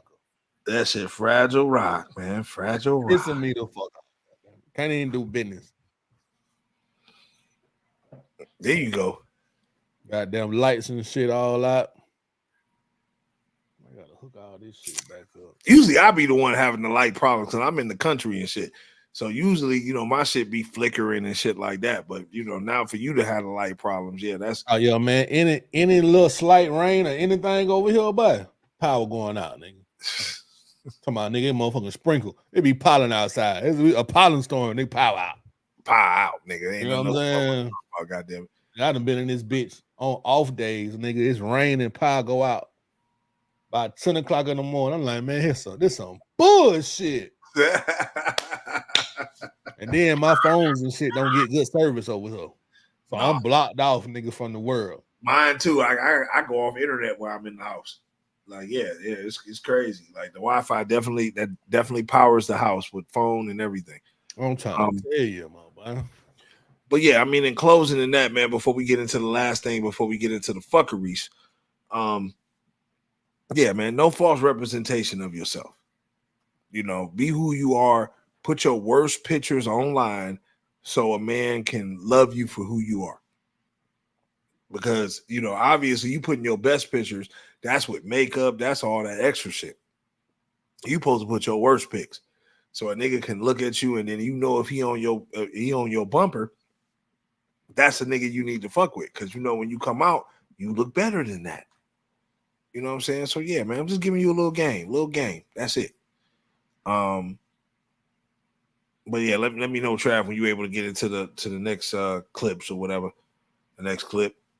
What we got? I just want right up under. Yeah, Right up under. Okay, I got that. Yeah, we want to go into this public service announcement about what's happening with these goddamn cicadas or whatever the hell is supposed to be coming.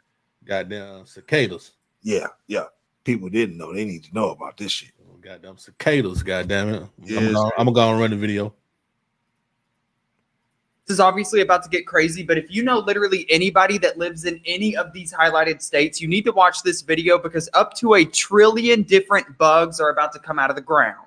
I just wanted to make your day a little bit brighter and let you know that up to 1 trillion different cicadas are about to start emerging in the US. By the way, this isn't your annual cicada. These are 2 different breeds that have not been out of the ground for decades. So in a rare occurrence, 1 trillion cicadas from 2 different broods are expected to begin appearing in the Midwest and the Southeast regions of the United States at the end of April. I'm going to let you know that it's in the middle of April right now and people are already starting to see these bugs. So this is actually the first time since 1803 that these 2 different broods of cicadas are going to appear together in an event known as a dual emergence. Lovely. So the first round of cicadas are expected to start emerging in late April. Temperature determines when they come out. Obviously, like I said, some people are already seeing the bugs. And if you want to see another estimate for where these bugs are going to start coming up, here you go. This is like half of the United States. These cicadas are not going anywhere once they come out. They're going to be around with us for 6 weeks. And by the way, cicadas do not bite or sting. They literally do not harm you, but they just cannot fly and they cannot land. They just plop around. I give you these daily roundups every day, so make sure you add me and come back to me tomorrow.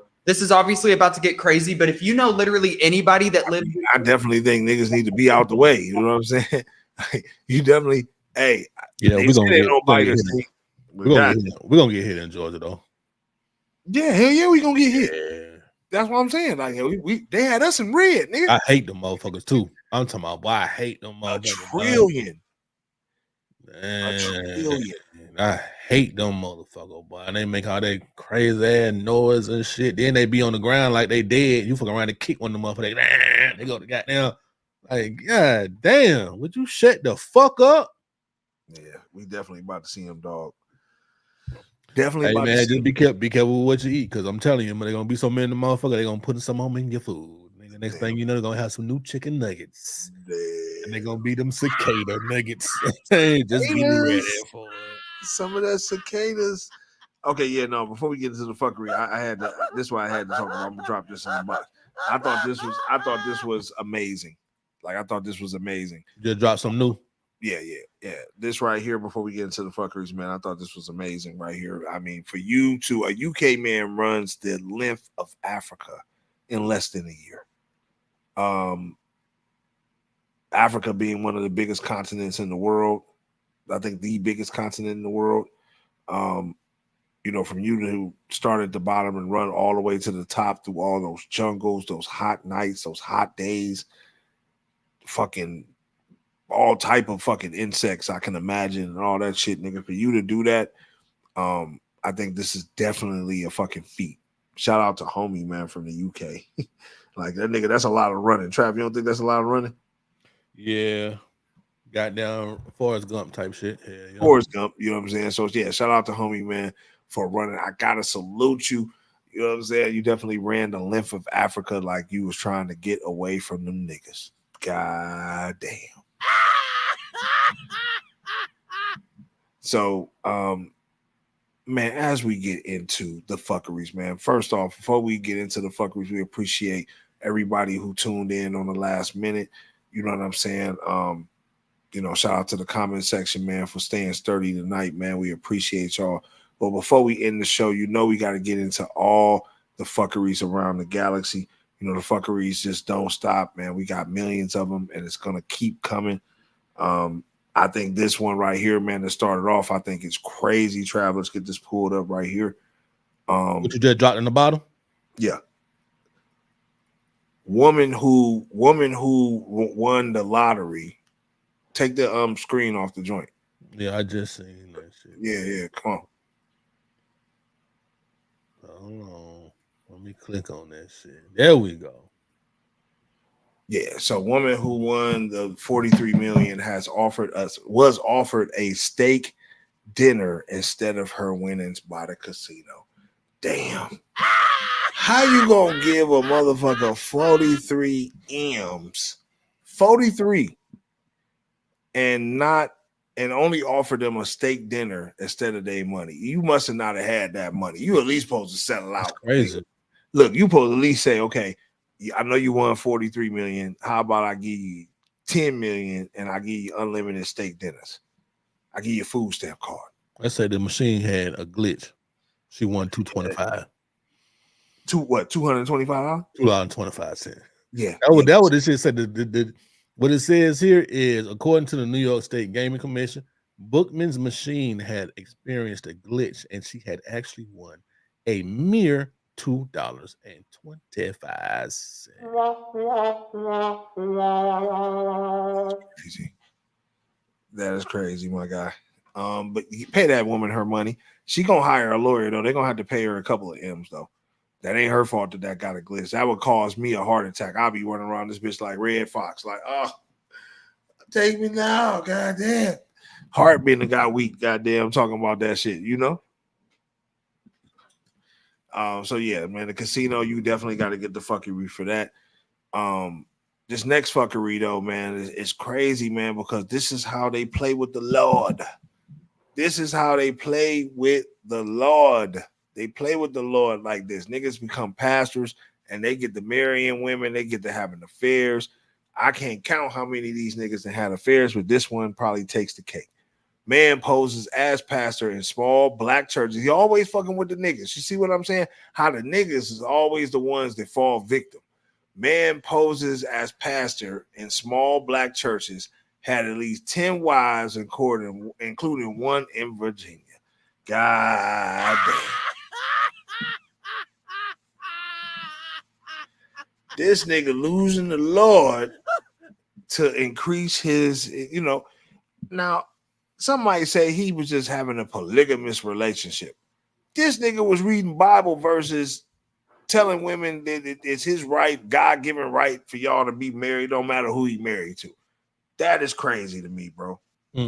That is crazy. I don't know. I don't and you look, yeah. Now look at you. Look at you. You got your That don't look like the same nigga though. That's nigga got a whole filter on the picture right now. That's what I'm saying, man. That nigga got a whole filter, man. He look a little, you know, a little zesty right there. Yeah, he do look a little. That nigga the filter pastor, bro. That nigga is the filter pastor, right? Nigga using the Lord to get some pussy, boy. God damn, boy, y'all ain't no good.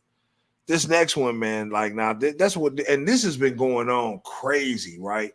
As many stories, like, bro, I could post a story every week about a different teacher doing some weird shit to have sex, and it's always the female teachers for real doing the weird shit to have sex with the kids.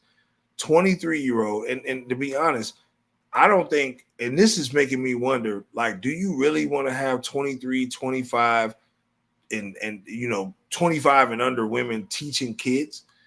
23-year-old Tampa woman arrested again. So this ain't the first time. She's been arrested multiple times for posing as a 14-year-old homeschool student to have inappropriate relations with multiple boys between the ages of 12 and 15. Girl, what the fuck is wrong? Like, so not only this is your first, second, this fuck around be her third time. She wanna be the little student, and she wanna have motherfucking ill relations with the kids. That's what she on. That don't make no goddamn sense, girl. You got to get the fuckery for that shit. What is wrong with you? She say, shit, man, I gotta go back to, I'm 14. I gotta get this young lady. So yeah, girl, you definitely get the fuckery for that. You definitely get the fuckery. Trav, you want to add anything to that fuckery? Man, she tripping. What the white bitch? She tripping. Oh man, this next situation, man, I found was very crazy, bro. This next situation, right? Prisoner who died and got brought back to life argued his life sentence should be ended. Had ended. It did. Nigga, yeah. I died. That shit over with. So you think that should be over? Exactly. You think that should be over? Exactly. I died. Came back, my nigga. I'm a totally different person.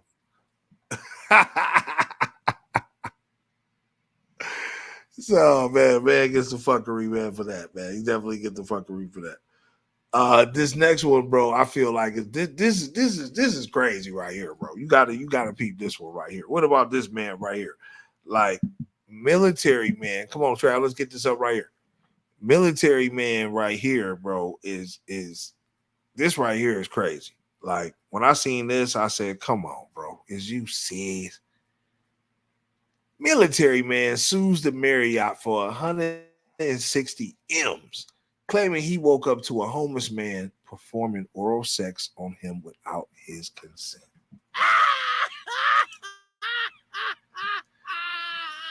Oh wow! I would sue that. Boy, I would have been in the chain gang. What did they say in Trav? Let's... Who? They said Mississippi man said they was standing in a room. Who you talking about? On what you call it? Yeah, no, I'm saying that you was about to read the article.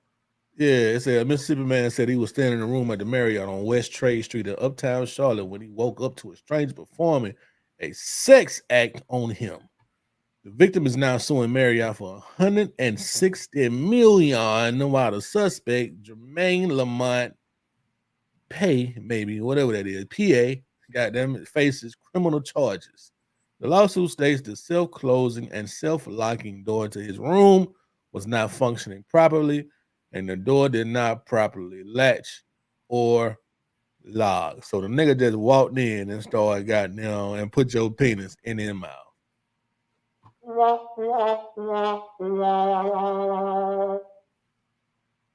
That's crazy, my nigga.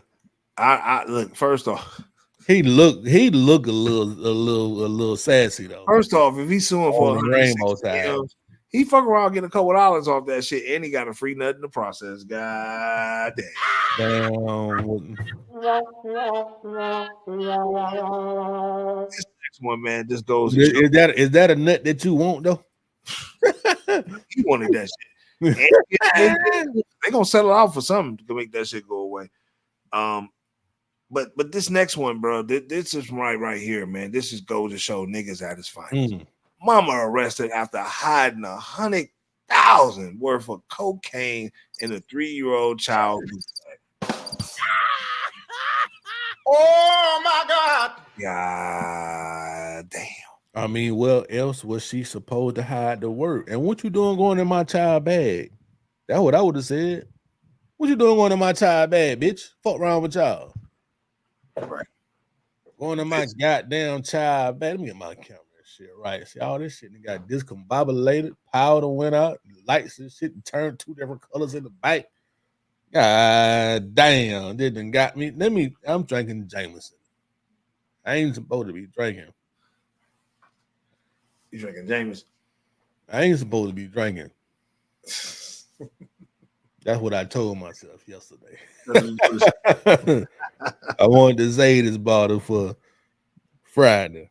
I don't know why. Fucking I'm about now. This is crazy. Yeah, I mean, I think she did that because she felt like they wouldn't search the child bag. No, they got your ass, bitch. They definitely got you. This next fuckery obviously goes to all of us, everybody. We all get the fuckery because we did not listen to this man in 2013. This man adamantly told us what to go do, and if we all would have went and did it, just you take $1 freaking $1, buy some Bitcoins, put it in a goddamn wallet, put it fucking away. Okay, I'm sorry for swearing, but you know what? It's just $1. Get some Bitcoins. I'm hoping that every single one of you buys $1 worth of Bitcoins, just $1 freaking dollar, because you're going to be thanking me for that $1, just $1 of Bitcoins that you purchased. But the odds are most of you, 90% of you, are not going to buy even $1 worth of Bitcoins. For what reason? I have no idea. I would suggest you take $1 freaking dollar. $1. $1 fucking dollar. And I think, you know, you got to think how rich this man is right now. I would like to know his net worth right now. But that's if he ain't sell when it topped out not too long ago. You know, I can't remember what it topped out at, what it peaked at before it started dropping. But now, let me put myself back on camera. Now, reports are saying that Bitcoin's next peak is going to be 300,000 per coin. Yeah, it's going up until it reaches that. That's going to be the next peak. You know what's so funny? As a person who owns a percentage of a Bitcoin, like I actually own a half of a Bitcoin, and when I look at what I own and what my total is and stuff like that, and like you said, like even owning a half of Bitcoin, you're over 20,000. I'm almost at 30,000 on a half of a Bitcoin. You know what I'm saying? So it's crazy. A bit 70,000 now. Yeah, that's what I'm saying. It's crazy. I don't even look at it anymore, right? But it's like one of those things. I remember when I could have bought multiple Bitcoins. I was told to buy multiple Bitcoins and did not buy any for real. Oh my God! Buy any when I was told to really buy them. I got in on it. I bought my first half of Bitcoin for like $1,200 back in 2018. You know what I'm saying? Like, you know, so it's kind of like from 2018, if I would have spent goddamn $20 back in 2013, I'd be a multi-millionaire right now. Let me tell you what you need to do, dog. If you already got a trading account or something like that, nigga, put $10 a week toward Bitcoin. Just automatic transfer. $10 a week. Yeah, I mean, I every that's what I'm saying. Like every paycheck, I deposit X amount of money into my coin. Some on that shit. Yeah, I transfer. I transfer money into my. Got going on your ETF. I'm gonna tell y'all right now. I'm going ahead and drop some knowledge on y'all. Y'all need to fuck with gold on the options. Niggas is winning on gold. Niggas is winning on Meta, which is Facebook. On option trading. On motherfucking calls, not puts. Listen to what Trav telling you right now. Gold. Just look up gold. I'm talking about real gold. Gold. GLD. Get back with me when you make you some goddamn money. I'm telling you right now. DeadBolt, nigga. Niggas don't be knowing they can trade gold and shit like that on the market, but you damn gold and silver. Gold and silver. Gold is winning, nigga, in option trading right now. Yeah, absolutely. Gold gonna stay winning, but it's winning, I think, at an all-time high now. But yeah, I mean, you know what I'm saying? Like I said, bro, it's definitely crazy when it comes to that, you know. But yeah. I think we got one more fucker. We got one more in there. Let's see. Put the keys in the box. Oh wow. Yeah, drop one more dog. Woman says she gets head from her man even on her period. I don't know about this one. I do not like ketchup on my hot dog or on my tentacle or whatever the fuck you want to call my tongue. I can't do it, bro. That ain't my thing. Different show for different folks. I think this is a nasty ass nigga. That's just my personal opinion, though. My dog. Yeah. I mean, you're absolutely right about that, bro. That's the nastiest shit. That's the nastiest shit ever. And I don't know what to say about that. That's some nasty shit, man. But you know, obviously, man, that's our fuckeries, man. We conclude on our fuckeries. You know what I'm saying? We appreciate y'all, man, for tuning in live to the DeadBolt ATL podcast, man.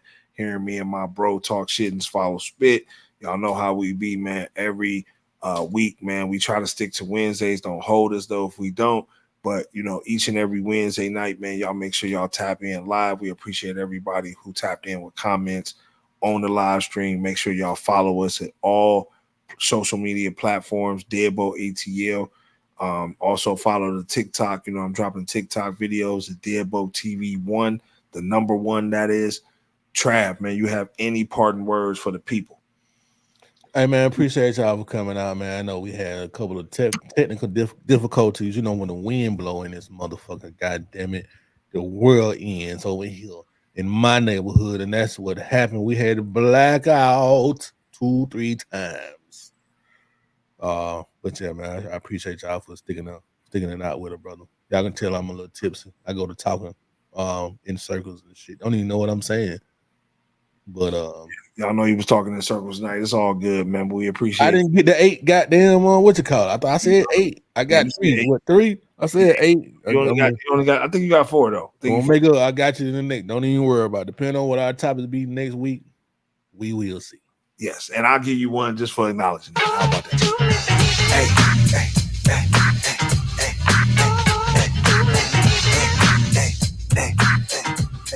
We appreciate y'all, man, for tuning in, man. Y'all know what it is, man. It's your boy Don Peoplez and Trav.